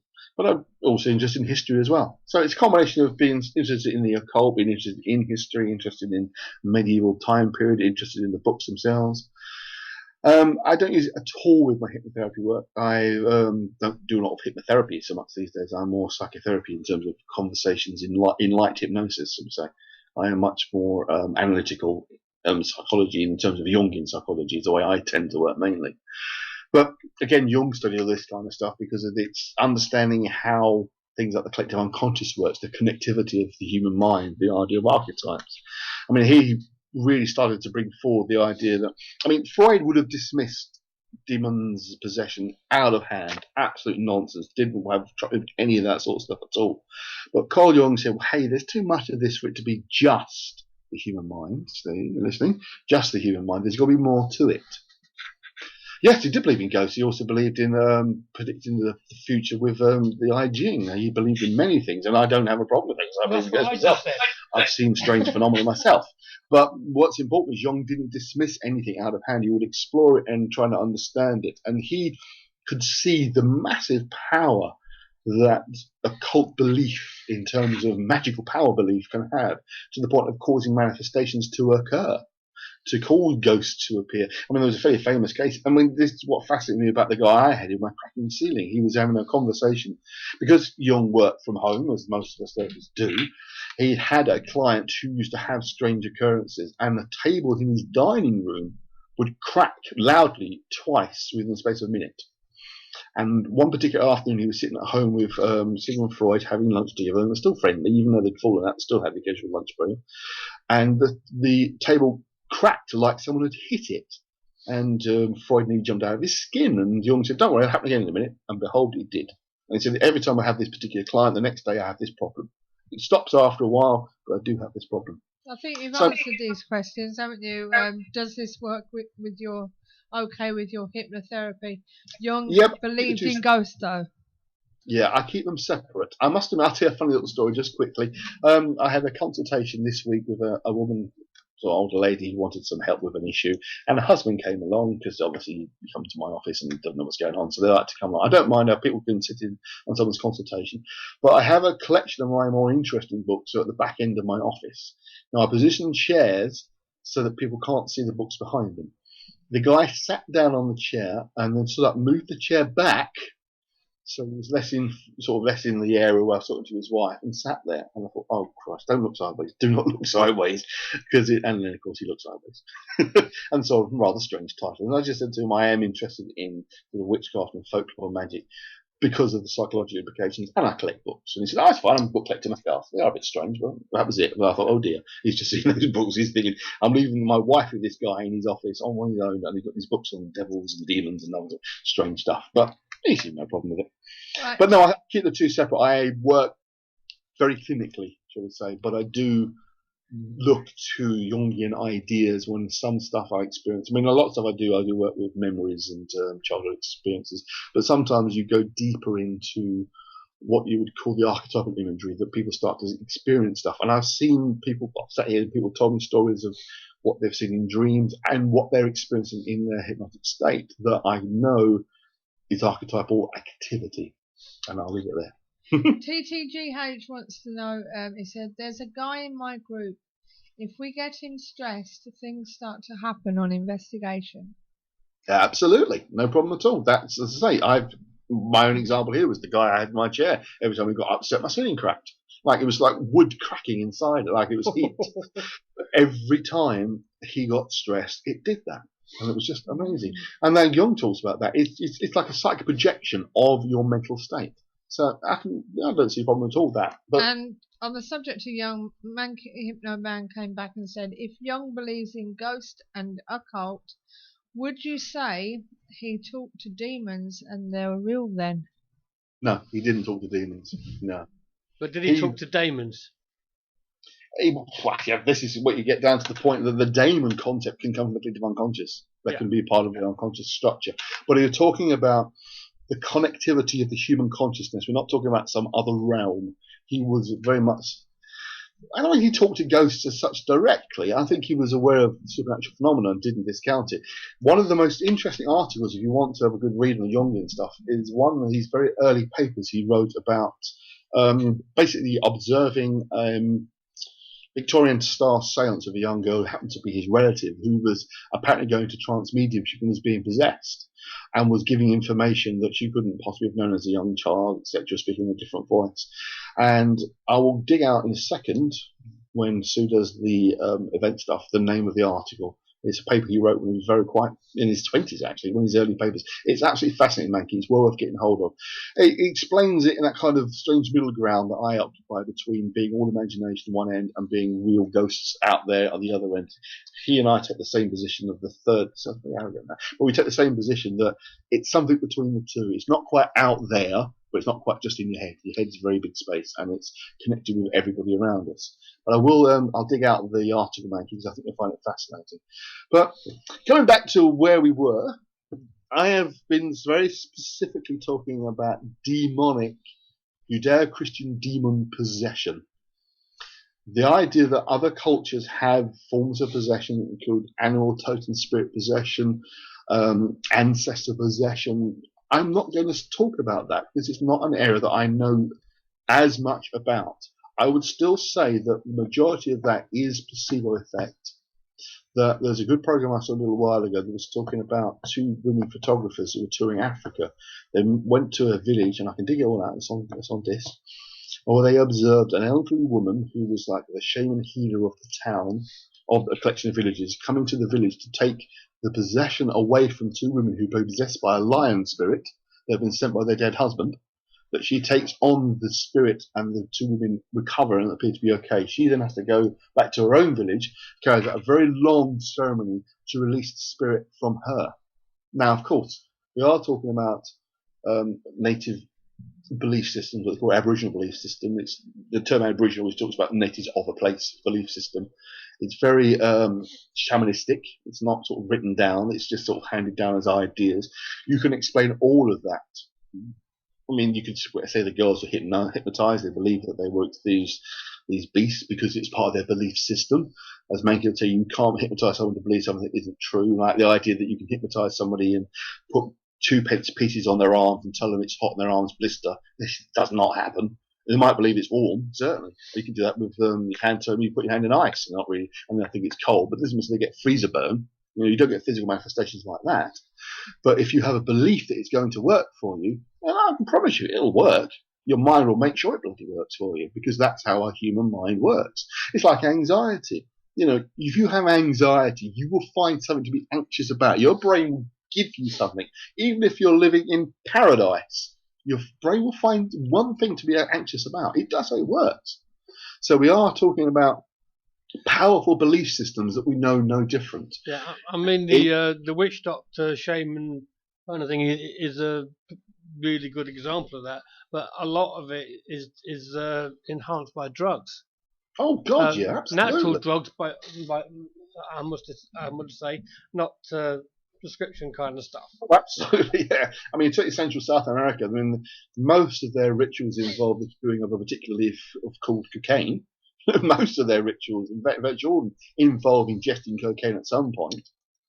So in the Haitian voodoo, you're talking about a lot of use of cannabis. It's all part of their way of working. So, of course, you're talking about psychoactive natural plants, but psychoactive. They're going to have this kind of. And you got things like the shaking wigwam, as it's been called, where the shaman actually goes inside. There's a hole at the top.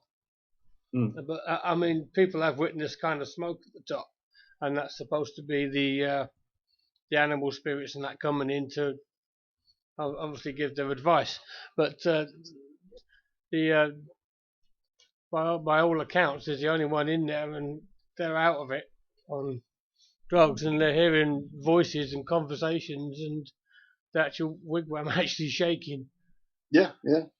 Again, you can create. I firmly believe we can cause physical manifestation of apparent inexplainable phenomenon. The guy's cracking ceiling, to me, is absolutely. I mean, I've seen stuff obviously in investigations in sort of old houses in the middle of the night and that kind of stuff. But sitting here in a sunny afternoon, listening to my ceiling crack every time this guy's bursting into tears, and we did a lot. You think, once or twice, okay, you might be able to explain it as being coincidence, but I don't know how many times it happened. I mean, I probably had to him, and he was aware it was going on. He was quite freaked by it.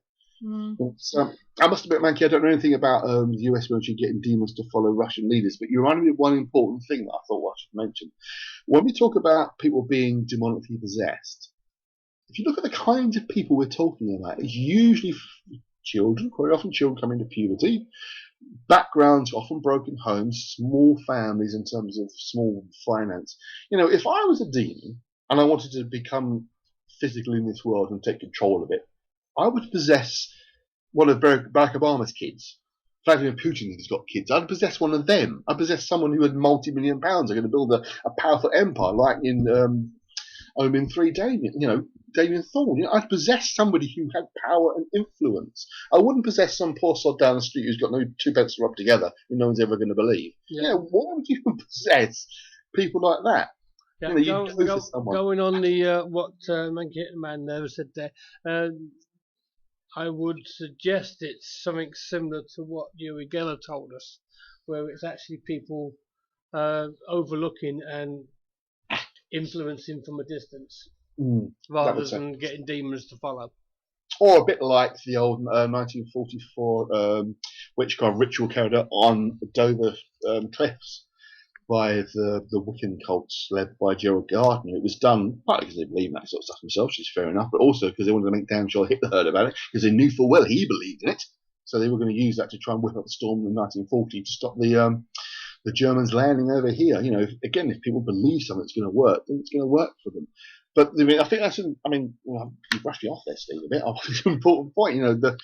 With these demonic possession cases are always nobodies. Not being nasty to anyone who's a nobody, but then they never possess rich and famous people. They never possess someone who could influence things, who might be able to be in a position to give them power or have great wealth, or anyone famous. It's always no. So, you know what I mean? It's just weird. So you would say it was significant that the people that get possessed are, for the want of a better word, and meaning no disrespect, are backward as in intelligence. I wouldn't even go as far as that. I would say we're just average Joes, they're nobody special. Because I think anyone who's in a position of sort of wealth and power and influence, and who have as child start acting that way, the first thing they're going to do is turn to a properly qualified medical practitioner who can help that person with psychological treatment, both medical, both pharmacological and neurological and psychological. They would turn to those people first, and then these people will get help and sorted out. It's those who don't, for the they don't know better, if you like, who would go to what their parents would have gone to, the local Wiccan priest. It's never anybody who's in that kind of position that of influence. If I was a demon, I would possess someone who was rich. I would possess someone who was famous, someone who had power and influence. If I want to walk the earth and take over the world for Satan, that's who I'd choose. I wouldn't choose Mary Smith's teenage daughter who's going through puberty at the moment, who's missing her father, who went off with the secretary. You wouldn't pick those people. But they're the people who have these experiences, because there are always people who are having difficulties, traumas, bad experiences, bad childhood. Say going back to the beginning, talk about the Exorcist case. The boy was being abused by his aunt. Even the church said they think there's abuse that's going on here. And behold, he's possessed. Hello, who's Rock? Hello, Rock. So what's this about? Rock says, are there any famous people you would like to name who you would like to possess? No, he believes it to be possessed. Do you believe anybody that's famous that... No. There's no examples of anybody ever. There are people who clearly show certain mental illnesses. Tom Cruise acted a bit odd occasionally. Yeah. Certainly, Charlie Sheen acted very strangely for a while, but they've sought psychological help and they've improved. That's the end of the story there. For them, it has been. Some would say that Putin at the moment is possessed by something. TTGH, it says it's not the person who's being possessed that's go and see somebody. Is people around them that say they must be possessed. When you talk about, you think most of these films we talk about are kids, then absolutely. It's the parents or the relative or the carer who says, this is possession. This is possession. Oh, no. Get the church involved quickly. And it's always the Catholic Church. It is the Catholic Church. I know we've talked previously before, and just to reiterate, they brought in an exorcism into St. Paul's Cathedral not long before I started working there, because the stone floor kept moving around, and after the exorcism, it stopped moving around. So what's this about the Big Bang then?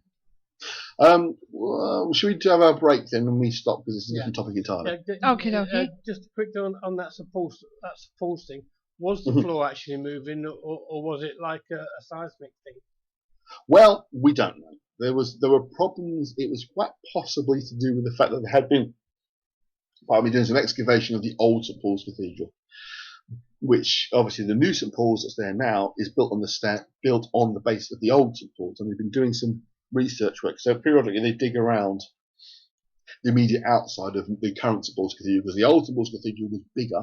So it's sitting inside the old one, and they do pull up bits and pieces. In fact, I've got a piece here of the old St. Paul's Cathedral, the one that was burnt down in the fire of 1666. If they recover bits that are below a certain size, then they're discarded. And if you're starved, you can have one. And I've got one here. But basically, it was inexplicable. They never really understood what was going on. Someone suggested, let's try an exorcism. A Church of England exorcisms are never officially sanctioned, despite what someone might have said before. They are particularly off the cuff.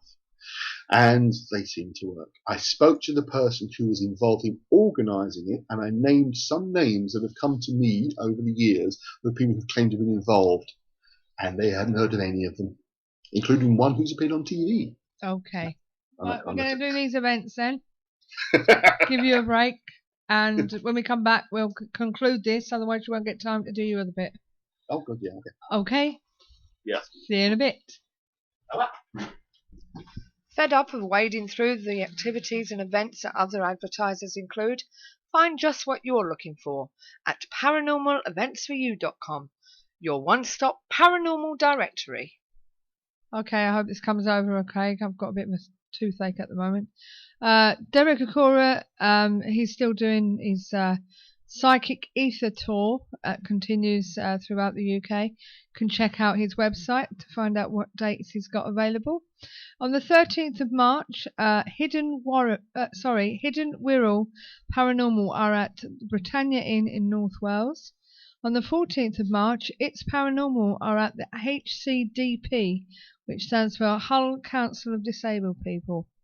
On the 21st of March, UK Shadow Seekers are at the Barlow Institute, Bolton. 21st and 22nd, the Bohemian Bazaar will be opening their doors again, and they will have the usual alternative stalls such as holistic therapies, Reiki healing, bamboo massage, etc., plus pagan gothic giftwares. Quite a variety of stalls. That's at the Grand Pavilion in Matlock, Bath. Hauntingly good ghost hunts at the inn. For anyone with an interest in the supernatural or just an appetite for good old-fashioned ghost stories, the Jamaica Inn in Cornwall has some truly spirited events lined up in the coming months. Do you fancy a chilling access all areas tour of the inn? With special overnight stays and ghost packages run monthly from the 21st and 22nd of March, you can visit their website for more ghostly details at www.jamaicainn.co.uk. On the 27th of March, Probe International Conference 2015 at Lytham St Anne's in Lancaster, covering any subjects including ufology, crop circles, paranormal phenomena and much, much more. The 27th also, the Pigs are at the Royal Hippodrome in Eastbourne. On the 28th, It's Paranormal are at the Mill Street Barracks in St Helens.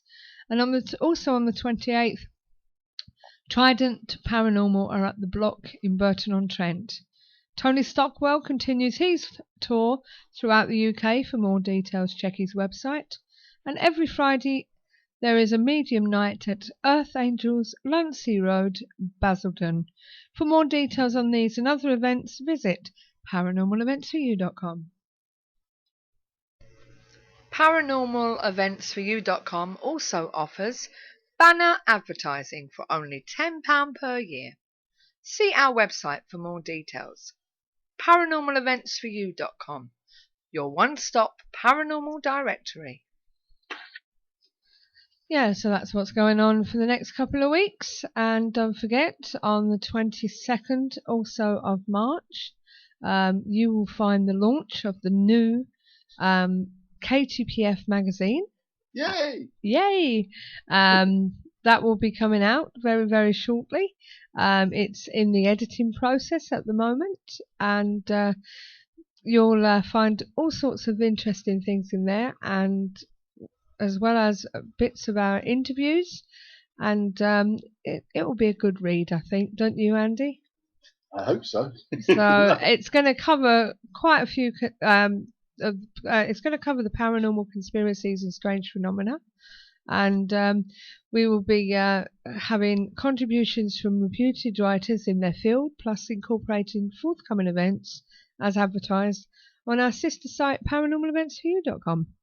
And we're always looking for contributions from people within these subjects, and also showcasing groups and highlighting haunted venues. So if you're interested in contributing to the KTPF magazine, then send your articles to publisher@ktpf.co.uk. Please note that we may not be able to publish every single article, I'm afraid, but send them in anyway. They may be published somewhere along the line, because as I say, we will be doing it monthly, so maybe they'll get a spot there sooner or later. So Andy, back to your conversation, your topic tonight, demonology.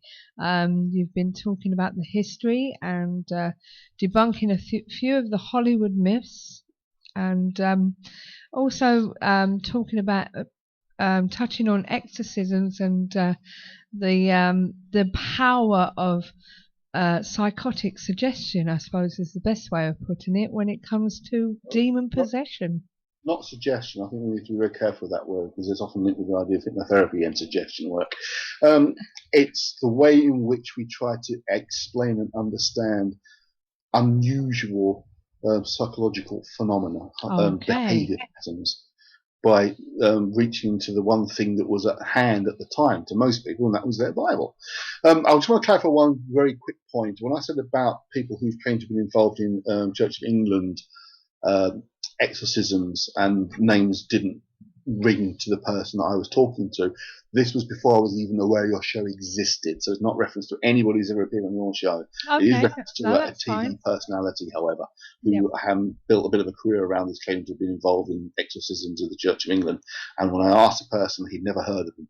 Right. So it made me very annoyed with the person, because I knew he was using a story that he was peddling to people. But yeah, going back to the subject, the interesting thing about our conversation tonight, it shows how ingrained the concept of demonic possession is, that even now in the 21st century, we will still want to hold on to or turn to it as a possible explanation.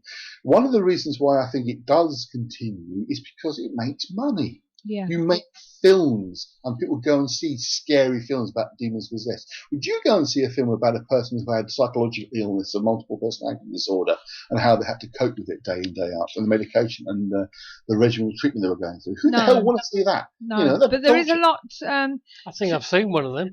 There is a lot contributed to the Ouija board, isn't there? Again, as we talked before, this is ridiculous. The Ouija board was seen as harmless. Let me say it aloud, harmless, until The Exorcist. That changed everything. I know of people that won't even touch it. You know, people that have said they've heard stories or they had problems when they've used it when they were younger, you know, and they won't touch it again. As far as they're concerned, it's bad. Absolutely. Absolutely. Why they get these, you know. So, there was a story that, or there was some scenario that I heard of that somebody had been on the Ouija board with a group of friends that night, and apparently on the way home they were in the car and they crashed the car and they put it down to the Ouija board. You know, but it's a coincidence. Yeah, bad driving. They probably coincidence that they forgot the fact that they're tired and they've been drinking and all the rest of it. I mean, I actually saw one today. Very nice board. It looked really nice. The picture on it was brilliant. Have you got your mic on? Yeah, mic's on. Okay, go on. And it was called an angel board. And it had a picture of two angels back to back on the front of the board. It was all nice, bright, angelic colours. And it was basically a Ouija board with angels on it, so they called it an angel board. I mean, it doesn't make it any better because you put an angel on it. Well, no, it's like the Ouija board is now called the spirit board, you know, or the talking board. You know, it's anything to get away from the name Ouija. Yeah. Ouija just is French and German for yes and yes. That's what it is. Precisely. Yes, exactly. Yes board. But no board, it's just the yes board. Yeah, but I believe that wasn't what originally was mentioned, though, was it? They didn't think it was down to that, did they? At first, the person that actually. I mean, it became quite well used in the First World War with people trying to contact their loved ones that had. Well, exactly. It was all part of it. Wasn't even part of it. It came along later on, but the spiritual side, the spiritual movement, spiritual mediumship movement that began the late Victorian period, that was very much part. Again, it was to do with war. A lot of it was to do with the fact that all were over here, etc. People had been killed, and trying to contact those dead relatives. It became very fashionable for a while, and the Ouija was an extension of that same idea, but for some reason, which we know basically is called The Exorcist, it became seen as the evil force. If they'd used, I don't know, crystal gazing, for example, as being the way this demon entity, the devil, it's supposed to be the devil in the Exorcist film, then of course people would be decrying crystal balls, saying, oh no, sign of the devil, you've got crystal ball in your house, you must be a devil worshipper, you're trying to summon up evil. You know, because that's the way we work, unfortunately. Going back to the Ouija board, it was named in Baltimore, Maryland, and was so called apparently because Charles Kennard thought that it meant good luck in Egypt, but it was late. That was what he thought the original word Ouija meant, you know. But it's obviously down to the fact that it's in French and ya in German, you know. But that's what he thought. He thought it meant good luck in Egypt. So, but it is quite ironic that it has been going for so long. 1850. Yeah, absolutely. It's been going for quite some time, and it's still considered a child's toy. Yes. Yeah, because basically it is. It's a way in which you can just fiddle about, and apparently it'll seem to move. But again, there are loads of explanations for why it can appear to move in your hand. It doesn't have to be a spirit entity possessing it. It might be. A lot of it is yourself. Oh, yeah, that's what I was going to say. I mean, I was a guy I used to work with a number of times on investigations for a while, and I thought he was a good bloke, and he used to be able to make tables vibrate by just touching them. And it was it looked impressive until you watched very, very closely. You could see that tiny movement in the fingers just began the rocking process, one thing against the other. And then, of course, it started to rock. It got its own momentum going. He just got it started off. The way he did it was really clever, and it looked perfect. He also, this is back in the days when we believed orbs were real. He'd sort of say, I can summon up orbs. He'd say, there's an orb just there. And he'd flick his hand, as he said, just there. And, of course, flick his hand, creates dust moving, photograph it, in there's your orbs. And he was really clever at that. He wasn't trying to con people. He was demonstrating how easy you can make this stuff appear to be real. He also did mediumship, but interestingly for real, because some of the stuff he came out with was pretty impressive. But he also knew how to employ the tricks of the trade, which you can pick up fairly easily. And you don't need to have a study psychoanalysis to pick up tricks of being a medium. It's not that difficult. And we know cold reading is pretty straightforward. Just reading somebody's body language will get you halfway there, won't it? Exactly, yeah. I mean, I have been accused on more than one occasion of reading someone's mind in therapy work. It's nice. I know the human mind. I can see those micro movements. I know what folding your arms, for example, means. When someone looks in the direction they look and they start telling you a story, you can kind of tell if they're making it up or they're remembering something. That's not foolproof. There's NLP techniques. They're not difficult to learn. You can find them online. You can learn the techniques that give the impression that you know strange things, that you have strange powers quite easily. And again, it comes down to, like with demons, the belief system of the person sitting in front of you. If they're already have a chance to believe that they're a sinner by nature, Christianity teaches that they're bad by design, Christianity teaches that, then the idea they're going to be mentally weak and be possessed by demons makes perfect sense. If you go to, for example, the faith I follow, Advice of Vedanta, we say, you are self-supreme. You are incredible. We are all incredible. We're not weak. We are powerful beings. We have the light of life within us. The spark. We have the atma within us all. We are supremely powerful.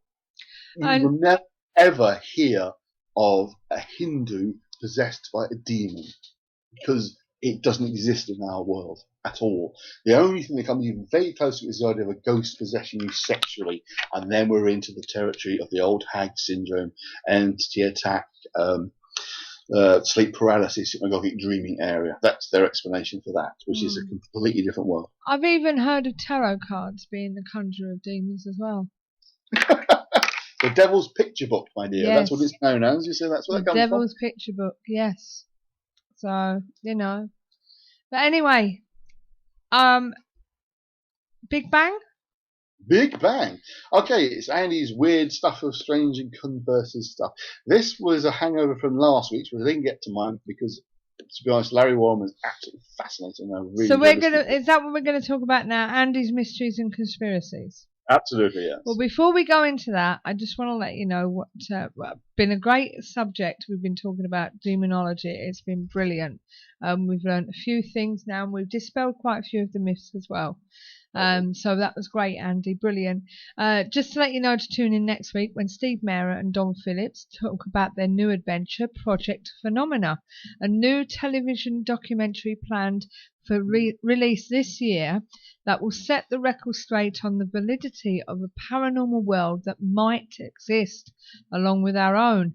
They say no stone will remain unturned in this quest for answers.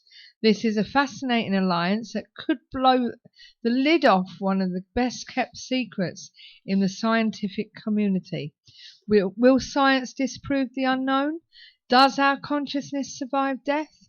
we will ask all the questions. So that's what's coming next week. And now, what's next?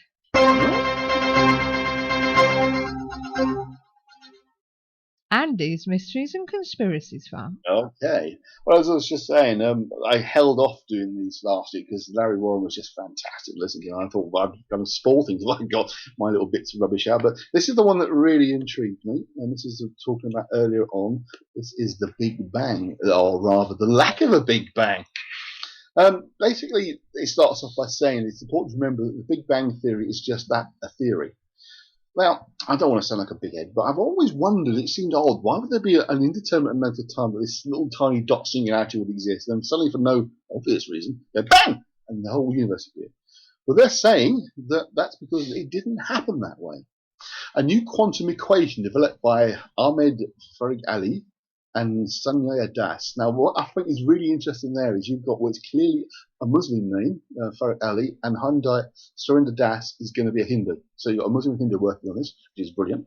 From the University of Lethbridge in Alberta, Canada, shows it is possible that the universe has no beginning or end and is in fact eternal. According to the Big Bang Theory, everything in existence is thought to have occupied a single infinitely dense spot called the singularity. Only after this point began to expand in a Big Bang did the universe officially begin, which gives the universe an age of 13.8 billion years. The problem with the theory is it cannot explain what happened before or during the singularity. The new work and equation examines older theories and attempts to explain dark energy and looks at the hypothetical gravity particle called gravitons. Just a little bit of the background that I do know is the problem we have is that most of the universe that's supposed to exist, according to the Big Bang Theory, seems to be missing and is referred to as dark matter or dark energy, as in we can't see it. For the theory to work of the Big Bang, it has to be there. So there have been numerous attempts to try and prove and find it exists. It could do, but it's not something we've actually established yet. And it goes on to say that the universe may have existed forever, according to a new model that applies quantum correction terms to complement Einstein's theory of general relativity. The model may also account for dark matter and dark energy, resolving the multiple problems at once. The widely accepted age of the universe is repeating the same thing that these things always do, saying the universe is 13.8 billion years old in the beginning, and those who occupied that infinitely dense point or singularity. Now, one of the questions we have, of course, is, well, how long would that time have been? What they're saying is that with a singularity, there would have been no time. Time would not exist, and it's hard to get your head around the idea of no such thing as time. But at that point, time would have meant nothing. It would have just been this singularity for infinite time. But what they're saying here is you can go back to just before the singularity, but you can't take the theory back to the singularity itself. So it could be that the universe gets infinitely small and then infinitely expands again, like a pulsating universe going backwards and forwards, having its existence as a potentiality and then existence as a reality, then back to potentiality. And about 5,500 to 6,000 years ago, the concept of the days and nights of Brahman was put forward by ancient Hindu mystics, who said exactly the same thing. The universe sometimes is manifest and physically real, the day of Brahman, and other times it is purely an energy, it's purely a potential, and they're the nights of Brahman. And for Hindu mystics, they go on for trillions of years. So it seems that maybe that science is starting to move in the general direction of Hindu mythology. But that's just me. Anyway, that's the first one. I thought was really quite fascinating. Any thoughts, guys? Blimey. Kind of. I mean, I don't get why there needs to be a Big Bang in the first place, apart from the fact that somebody has to explain how everything got here. And I think that's a human condition. We have to explain how something happens. Yes, it is very much the fact that for we the need sake of it. to know. It's kind of in our DNA, if you like. What someone once said to me was, again, it's philosophy, but it's a very good point. Just because you can formulate a question doesn't mean to say there's an answer. And the fact that the universe can collapse in on itself to a point of almost a singularity, but not quite, because singularity is that single infinitely dense point. It never gets to infinitely dense. It just becomes incredibly small and very, very compact, and there's nothing happening in it, to then expanding out again, like a pulse, basically, like going in and out, like your lungs rising and falling as you breathe in and out. So we are left with the issue that we couldn't really explain why it would be a singularity and how long it would be there for. And so this new theorization says, well, we've just taken the theory one step too far, that because it collapses down to subatomic quantum particle size, then all the rules change anyway. So the fact that we can apply these rules to sort of bigger than atomic size is okay, but if we try to explain subatomic particles by using bigger than atomic particles, it doesn't work. Yeah. But then that just leaves you with another question: what happens to us when everything shrinks back down again? We'll stop existing. By the time the universe begins to contract, which is what they're saying eventually it will do, is the idea was it will either, in the original early theory of the Big Bang, is it will continue to expand, and as it gets bigger, it gets slower. So eventually, everything, not just the expansion of the universe, but everything will grind to a halt, or reach a point of maximum expansion, and it will begin to collapse in on itself. And so whichever way we look at it, we're all doomed. Oh yeah, absolutely. But in an indeterminable period of time ahead, because by that point, all the laws of physics of time that we understand now will be meaningless. But they're kind of moving from one theory, which requires all that dark matter, which I haven't found or explained, to this newer theory that it will expand to a certain point and then collapse in on itself. That doesn't need all the dark matter to exist, but it collapses down to a dense point, but not infinitely dense. So you don't have to have this unexplained amount of energy that's everywhere. It's not needed anymore. The energy that exists in the universe now that we can actually encounter, understand, appreciate, measure, if you like, is sufficient. So there you go. Yeah, I mean, the other kind of problem we have with that is that everything we know is wrong, because we're working it from a point that we don't know exists. You can certainly say that as one of the problems that you do face when you're talking about cosmology, that we are trying to build upon a theory upon certain assumptions. Again, I don't want to keep harping on about philosophy, but one of the books that we examine in the very first sort of semester of doing a degree in philosophy is a book called Bertrand Russell's book, and I forgot the name of the book, my typical. And he tries to build an explanation, a proof of reality around us exists. And what you need to recognize is he's made an initial assumption, and everything he's built is based on that assumption. And if that assumption's wrong, all falls apart. Yeah. And you have to be able to spot that fact. That sort of tells you, Professor, you're a lecturer. I mean, from our point of view, time is the big one. Well, you see, the problem we have is work it from a point, and then if that point's wrong, then everything we work from that is also wrong. Yeah, but the problem we have is that we see time and space as being fundamentally different things. And the way we experience time and space here on Earth at this scale, it appears different things. You know, what's the difference between my watch saying 5:10 and an hour later and me being across the room? And what do they relate to each other? I walked across the room, so what? But time and space, space-time, they are totally the one thing. But because of the way we experience it, the idea that space-time is one thing, you have to sit and think for a long time to get your head around that idea. But that is how the universe actually works. So we're fighting against what seems to be our own logical assumptions that we make based on the evidence presented to us. And that, of course, goes back to demonology as well, that we base our logical assumptions are based on the evidence presented to us. Like the idea that the Earth is the centre of the universe and the sun's going around us. You stand there and watch the sun, you're going to think, that's going around me. This Earth's not moving. You know, this Earth's stationary. That thing's going around me. We know it's not. But from our position of observation... This actually reminds me of something that Sue saw on Facebook. What was that then? And it was a Muslim cleric. We just sat here and creased up because he was trying, despite the fact we know the truth, he was coming up with all these theories that proved that everything goes round us.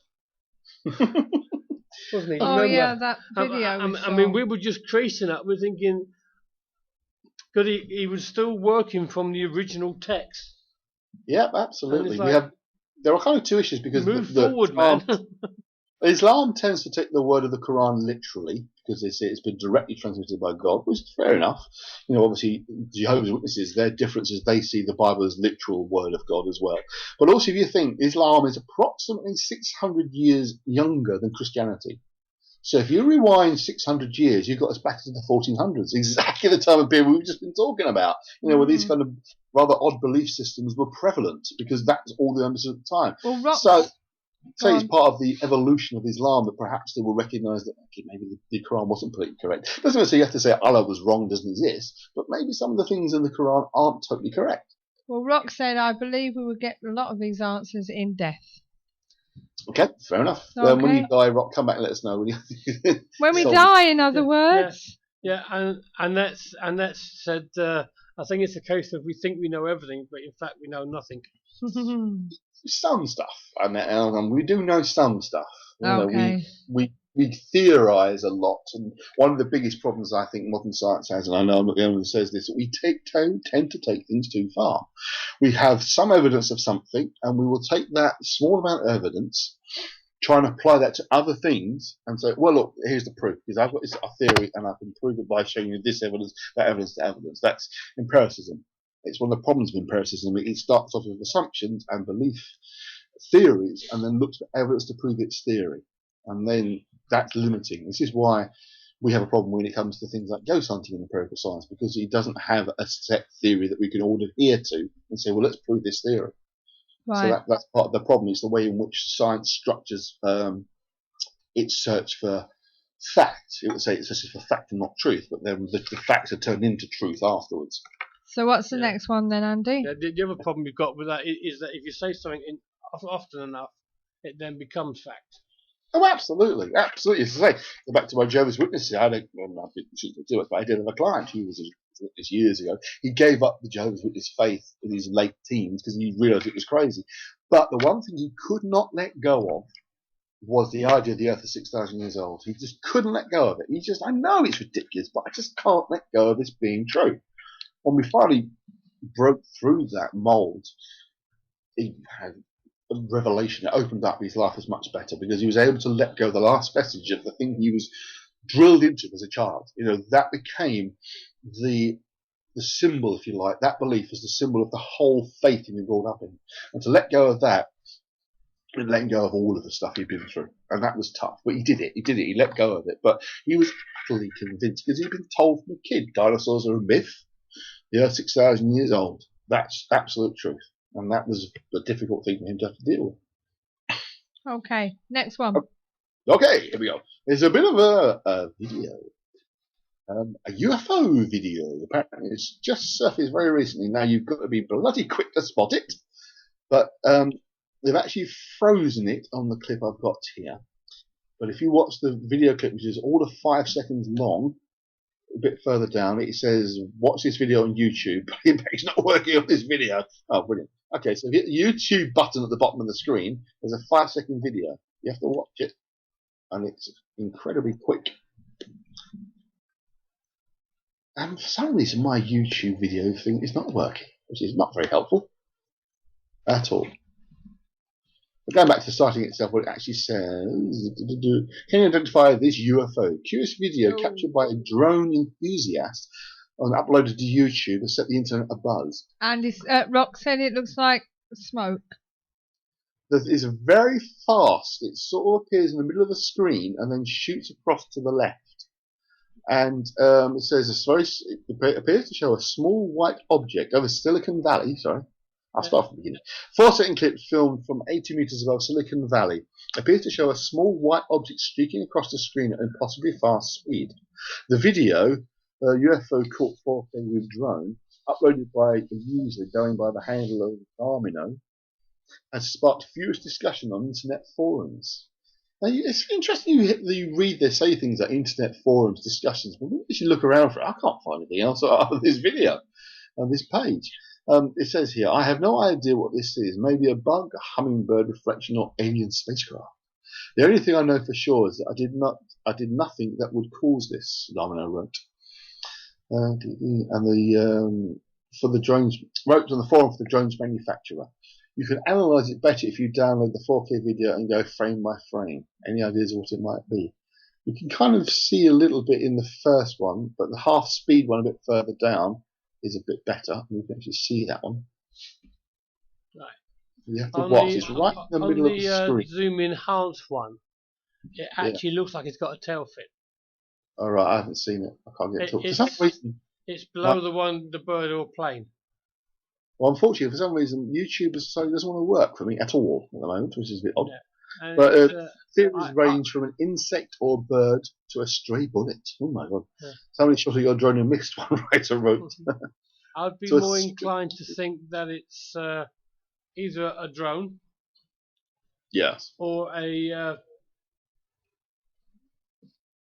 experiment. The other thing, of course, is it could be CGI. What the hell's that? Sorry. He's playing something. Yeah, the clip beneath it with the alien from the RT, the Russian Today thing, is working. For some reason that works, but YouTube isn't. Okay. What's your next one then?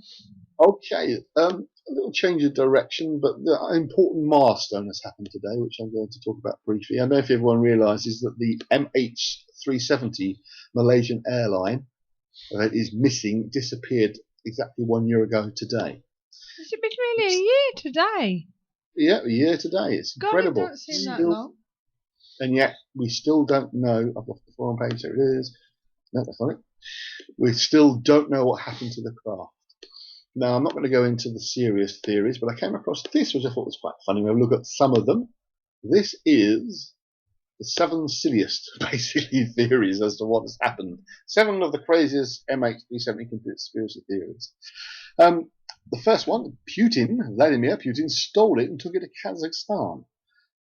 Exactly why he would steal it and take it to Kazakhstan, I don't know. But this theory apparently popped up within weeks following the disappearance. It seemed as though conspiracy hunters started losing their zeal for the cause as months ticked by with no further information, and in no time, 370 became the popular for bland wire reports, etc., etc. But I don't know why this one did pop up fairly recently, and it has. I did find another article about it, and I can't find it now. That was saying that for some reason why the Russians would steal it. I have no idea. Second one was pilot suicide. While it is a possibility that has crossed many minds in the wake of the MH370 flight, pilot suicide theory has been propagated widely by the head of the Kiwi Airlines, Edwin Wilson. According to an article in the Daily Mail, Wilson explained in his book what happened to flights 370. Books are out. It's been less than a year now, but this book's already been written. That Captain Zahir Ahmed Shah planned a mass murder, killing himself and his passengers by switching off the oxygen supply in the aircraft. Wilson said that the psychological issue was not dealt with properly in the aviation. Our psychological problems are not dealt with properly in the aviation industry. They're not dealt with properly anywhere. And that these sorts of suicides and attempts at suicides happen a lot more often than anyone would guess. The next one was an electronic warfare experiment. Another chillingly plausible suggestion is that the aircraft was used as an experiment in an electronic warfare, and that the plane has been cloaked in the high-tech weaponry on board. Why plausible? Well, if you consider the fact that the 20 very important, highly experienced employees of Freescale Semiconductors, the US company specializing in the manufacture of powerful microchips in the defense industry, were on board at the time. That makes a lot of sense. Well, what TTGH has just said, was there somebody on board who was the mastermind of behind technology of computers who could take over other computers? And Rock said, I've heard a theory that the plane was actually spotted in a hangar in Australia, and the theory is a mass abduction. Well, that, of course, is the last of the 7 on this list. Alien abduction. I'm not going to read the others because they're a bit more specific. One talks about a rap artist and another a life insurance scam. But yes, the last one is alien abduction. What would a conspiracy theory roundup be without aliens? Yep, of course. There are those who believe that the plane was beamed up or something by extraterrestrials. Personally, I feel it's a bit of a lazy theory because it's too easy to blame aliens for something inexplicable. But hey, what do you know? But there you go. Okay. But yes, in all seriousness, I mean, if you watch any of the sort of news coverage, the plane itself suddenly changes direction very early into its flight. It's really quite strange. It suddenly turns 90 degrees pretty much to its original destination and heads off towards the Indian Ocean. Personally, I think, I'm not the only one, I'm sure, but I think it was a hijacking. And I think something went wrong. Yeah, kidnapping or hijacking. The fact that they didn't announce the fact they'd hijacked the plane is very much in line with what happened on 9/11. They didn't announce they were hijacked until it was very obvious something was going on. Initially, the planes were not communicating by radio to control towers at all. So it would be very much in line with it being a planned hijacking for crashing into somewhere.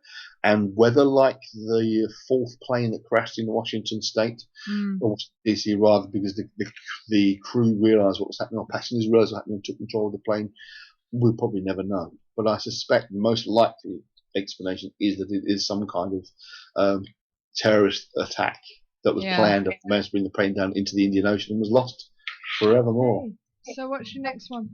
Okay, and finally, just a little roundup of the silliness that is YouTube. I'd rather like this one than this get my thing to work, which is refusing to work. I haven't shortened the text of this one because it's only quite short anyway. Just post it onto the page. Always like to round up with a nice silly one from Facebook, and this isn't the latest. Here we go. Oh. YouTube clip shows what appears to be an ancient book found on Mars. Now this often starts off with a paranormal crucible with this person's eyeball. Can I just say what hasn't been found on Mars? Well, exactly, yes. I mean, I came across one that was talking about a statue, but it looked actually nothing like a statue. I thought, I won't bother with that one. But this one, it was that much like a book as I look, like a lamppost. But it's kind of squarish and it's flattish, so it kind of vaguely book-like, I suppose. Yeah, it's bookish. I mean, you'll have to look at it yourself, because again, for some reason, my YouTube. I like the way they feel they have to put arrows to it. Oh, yeah, it's like you can't spot it, as it fills the whole screen. I mean, what have we had so far? We've had Barack Obama's head. Yes. We've had a pyramid. Oh, yes, absolutely. We've had a space camp. With general faces, of course, appearing on Mars. Faces all over the place. We've had the finger. Oh, yes. Don't forget the finger. The little chap marching along, haven't we, as well? We've had lizards and rats and all sorts. Absolutely. The fact that the planet's covered in rocks. I like the picture of it when they colorise it. Yes, that makes it really look like an old book. I mean, why would they just choose to colorise that bit? Exactly, with the right colours, you can say, well, yeah, I can see that definitely looks like a book to me. It's just a stone of hat that's doing quite square. That's really all that is. But that's it for me, really. There's just a few bits of interest. But I do find the Big Bang thing I want to really look into a lot more, because that just makes more sense to me, that the universe really does expand and contract, just as we said, we as in Hindu mystics 6,000 years ago were saying exactly that, with no way of proving it other than it kind of made sense. A classic line there from TTGH. Can we see it? Yes, but the chances of anything coming from Mars are 1,000,000 to 1. They said. The chances of anything coming from Mars. I love that album. I really love War of the Worlds. Sue plays it every time she spring cleans. Yes. And deafens the rest of us. Yes. I saw it live at Wembley Arena with what's his name? I've got it live on DVD, Wayne. but I prefer the original album. The live version you'll have on DVD will be the one I was at. That's the one they recorded. Yeah, well, I'll be honest with you. I prefer the original version with David Essex. Oh, okay. No, I like the newer version. Have you heard the re-recorded version with Liam Neeson playing the narrator? No, I haven't. It's a bit more techno-based. I quite like it, actually. But I know it's had some people have actually panned it, but it's a bit more kind of... But I do prefer the one with David Essex and Phil Lynott. It was Phil Lynott playing the priest. Yeah. Oh, yes. It was the first album ever bought for me. No, I bought it myself from pocket money. My mum bought it for me with my pocket money. So I sometimes wonder why they feel they have to improve something. Yeah. It's just for the next generation. It's called not next generation, the new generation. Next generation has start for new generation. It's quite good, as I say. It's up-tempoed versions of the songs with new singers, obviously. So on that note, thank you for that, Andy. That's quite all right. So, and I just want Steve to mention something that he told me about earlier that's been coming out of Derbyshire this week. I I can read it out specifically Yes, because come on. I have it just here. Go on, tell us more. Let me find it for you. He says. Here we go. There is a new wave of magically altered colds coming out of the cabals of Derby at the moment. So if you have a cold, it requires energy healing and immune boosters beyond the norm. Yes. Oh, yeah. Spiritual flu. Spiritual flu. Blimey. There's Yes. not someone pending a cure for that, is there, Manager? Yeah, this is a group who They call themselves the Aetherguard. the Aetherguard. Is there is there a cure for it?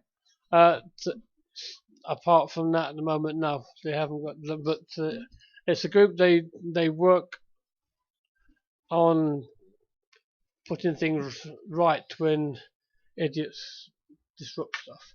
Yeah. Whether it be tears in the In the what? in the matrix and the likes. And, Yeah, they people- sit there and they input energy, don't they, into a certain area. They visualize it to try and heal what's going on in a specific region. Remote healing. I mean, there have been studies done on remote healing that suggest it might actually work. But again, it's because of the suggestion effect. You know, the people of being told these people are praying for you, and if you're believing that they're praying for you, then you find it works for you. You know, it's one of the things that comes back to what we talked about at the beginning, of course, is how much the mind can affect the body. In the same way that we have to accept that, despite what it might seem, space-time is one thing, so is the mind and body. It's one thing. You know, it's been, again, not far off time frame from all this stuff, demonology stuff, is the separation of mind and body. The body was something that the medical worker work on. The spirit, soul, mind, same thing essentially, was the preview of the church. So the idea of spirit possession. Me and Steve's been in Derbyshire yesterday and today, so perhaps that's why I've lost a bit of energy. And you've got a cold. I was talking to a lady today. The lady actually does rune readings. Oh yes. And she was saying about her mother, who suffers from really bad migraine, and she does remote healing with that, and she gets a phone call, help.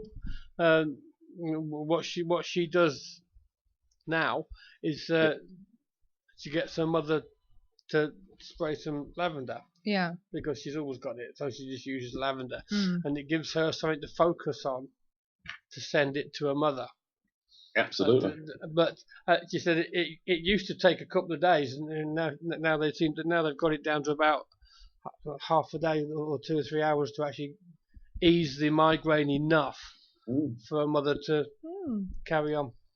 Absolutely. Me, I just go to bed, shut the curtains, and sleep for an hour. So what do you think, Andy? It's going to work. That's the underlying fact. That's why, as I said at the beginning, that's why most of the demonic possessions we're talking about here are Catholics being possessed, because they're the ones that have a belief system that do think these things are physically real, more so than other branches of Christianity. So they are liable to get these experiences. That's the thing. If you believe something's going to happen, you can make it happen. You can make things. I mean, it's quite cosmic ordering, isn't it? Absolutely. It's nothing supernatural in that. It's just that we don't recognise how powerful our brains can actually be in terms of causing our perspective to change, our perception to change. It's that theory that if you think something bad's going to happen, it's going to happen. You will be more aware of the possibility of it occurring. And it's the power of suggestion. It's the power of interpretation of what you're experiencing as a phenomenon. Let me give you one little story just to finish off with about how your interpretation of something can be completely different depending on who you are and how you experience something. Again, we were talking about mental illness before as being the real cause of these things and how it's very individual to each person. I had a client who came to see me a few years ago, and he knows I use his story as an example to potential clients. He's fine with that, so I'm sure I won't mind me mentioning it now. No names and mentions, no details of who he is, so you can't track him down or trace him. But he came to me with what we call generalized anxiety disorder. He was constantly aware of stuff happening around him, really uncomfortable, had problems relaxing, was what we call hypervigilant. Now, what it came down to was it was caused by his father, who did absolutely nothing to him ever, not once. But what was happening was he was growing up at home with his younger brother, and Mum was there, a housewife. The guy was in his 50s when he saw me, and Dad worked long hours. He worked in a shop and he was there for long hours. If he was mucked about at home, Mum would say to him, wait till your father gets in, he'll sort you out. And the client would get worried and think, oh, Dad's going to come, what's he going to do, what's he going to say? And he'd start worrying. Yeah. Dad would come home hours later, and Mum had forgotten she'd even said it, and nothing happened. And he got frightened. He thought, one day, Dad's going to react. He's going to come home and do something terrible to me. He's going to be thrown in the dustbin. I'm going to be sent away. And he became more and more afraid that Dad was going to do something because Mum kept using this, wait till father gets home, nothing ever happened. Now, his younger brother had no issues. He was very self-confident, very self-aware, and was, okay with life and everything. And at one point, he actually asked his brother, because I said to him, ask him, why is it you're not bothered by stuff? Where does it come from? I didn't say ask him, but he wanted to find out from his brother. His brother said, I remember those days when we were kids, and Mum would say that, Dad would come home, and he didn't do anything.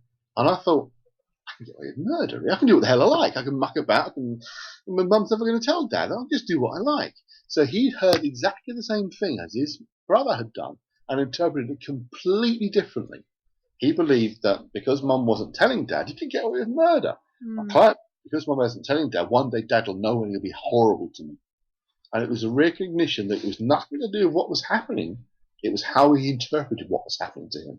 In the same way, if you get people who have a belief in demons, a belief in the Catholic Church's belief that we can be possessed by demons, and they start seeing somebody acting funny, acting weird, having a fit or whatever, they're going to assume or reach for their Bible and the priest before they think of other reasons, because they're conditioned to believe that's going to be the case.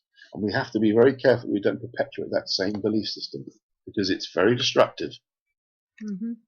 And now, then I shall retire. As I say, Rock says, I try to stay positive with all of my health issues, but it is so hard. But I agree with what you put into out to the universe will come back to you. So yes, everybody seems to agree with that. Mm-hmm. So, well, thank you, Andy. It's been great again. Great discussion tonight. Sorry I've not been part of it as much, but my tooth's been coming and going. I'm hoping tomorrow they pull it, and I am very anti-dentist. So if they don't, I'll get the pliers out. But anyway, so great. Same time next week. As I say, we've got Don and Steve on to talk about their new project. Find out what that's all about. They are bringing together parapsychology with mediumship, from what I can work out, and trying to, it's. I can buy the two already. Pardon? I can buy the two already. So I know that Steve Mercer used to be very skeptic, but apparently he's not so much now. Not since he's been working with Don. So we're going to find out more about that. So we'd just like to thank you for listening in to us again this week. If you're listening on YouTube, we'd like to thank you. We've got quite a few hits on YouTube, I must admit. So, but hopefully one day we might see you live in the chat room. Just remember that this is your show as well, so if there's anything you'd like us to talk about, then email us at admin@ktpf.co.uk, where we will always open to discussion on any specific area of this genre, including ghosts, monsters, psychic phenomena, other supernatural and unexplained mysteries. Okay, we need you to get involved as well. So, as I say, we hope you enjoyed tonight's show, and we look forward to having your company next Sunday at 8 p.m. on www.ktpf.co.uk. Thank you for listening to the KTPF Community Talk Show, supported by Phenomena Magazine and Beyond Parazine, and sponsored by Dragonhouse Castle, South Wales, one of the most haunted castles in Wales. For more information on ghostly and ghastly events, including Fright Nights, all-night investigations and hen parties, visit www.mosthauntedcastle.com. And so until next time, it's good night from me. And it's good night from her. You go back from them. And remember, what do we say each week, Andy? Keep the paranormal friendly. Good night and God bless. Good night, guys. This is where it's Have at. a good week. To see in the night, to measure the spike, to see how cold it's been. I buy my kit so I won't forget the ghosties that I have seen. The Paranormal Intelligence Gathering Services Ghost Store. So visit www.the-pigs.co.uk/ghost store.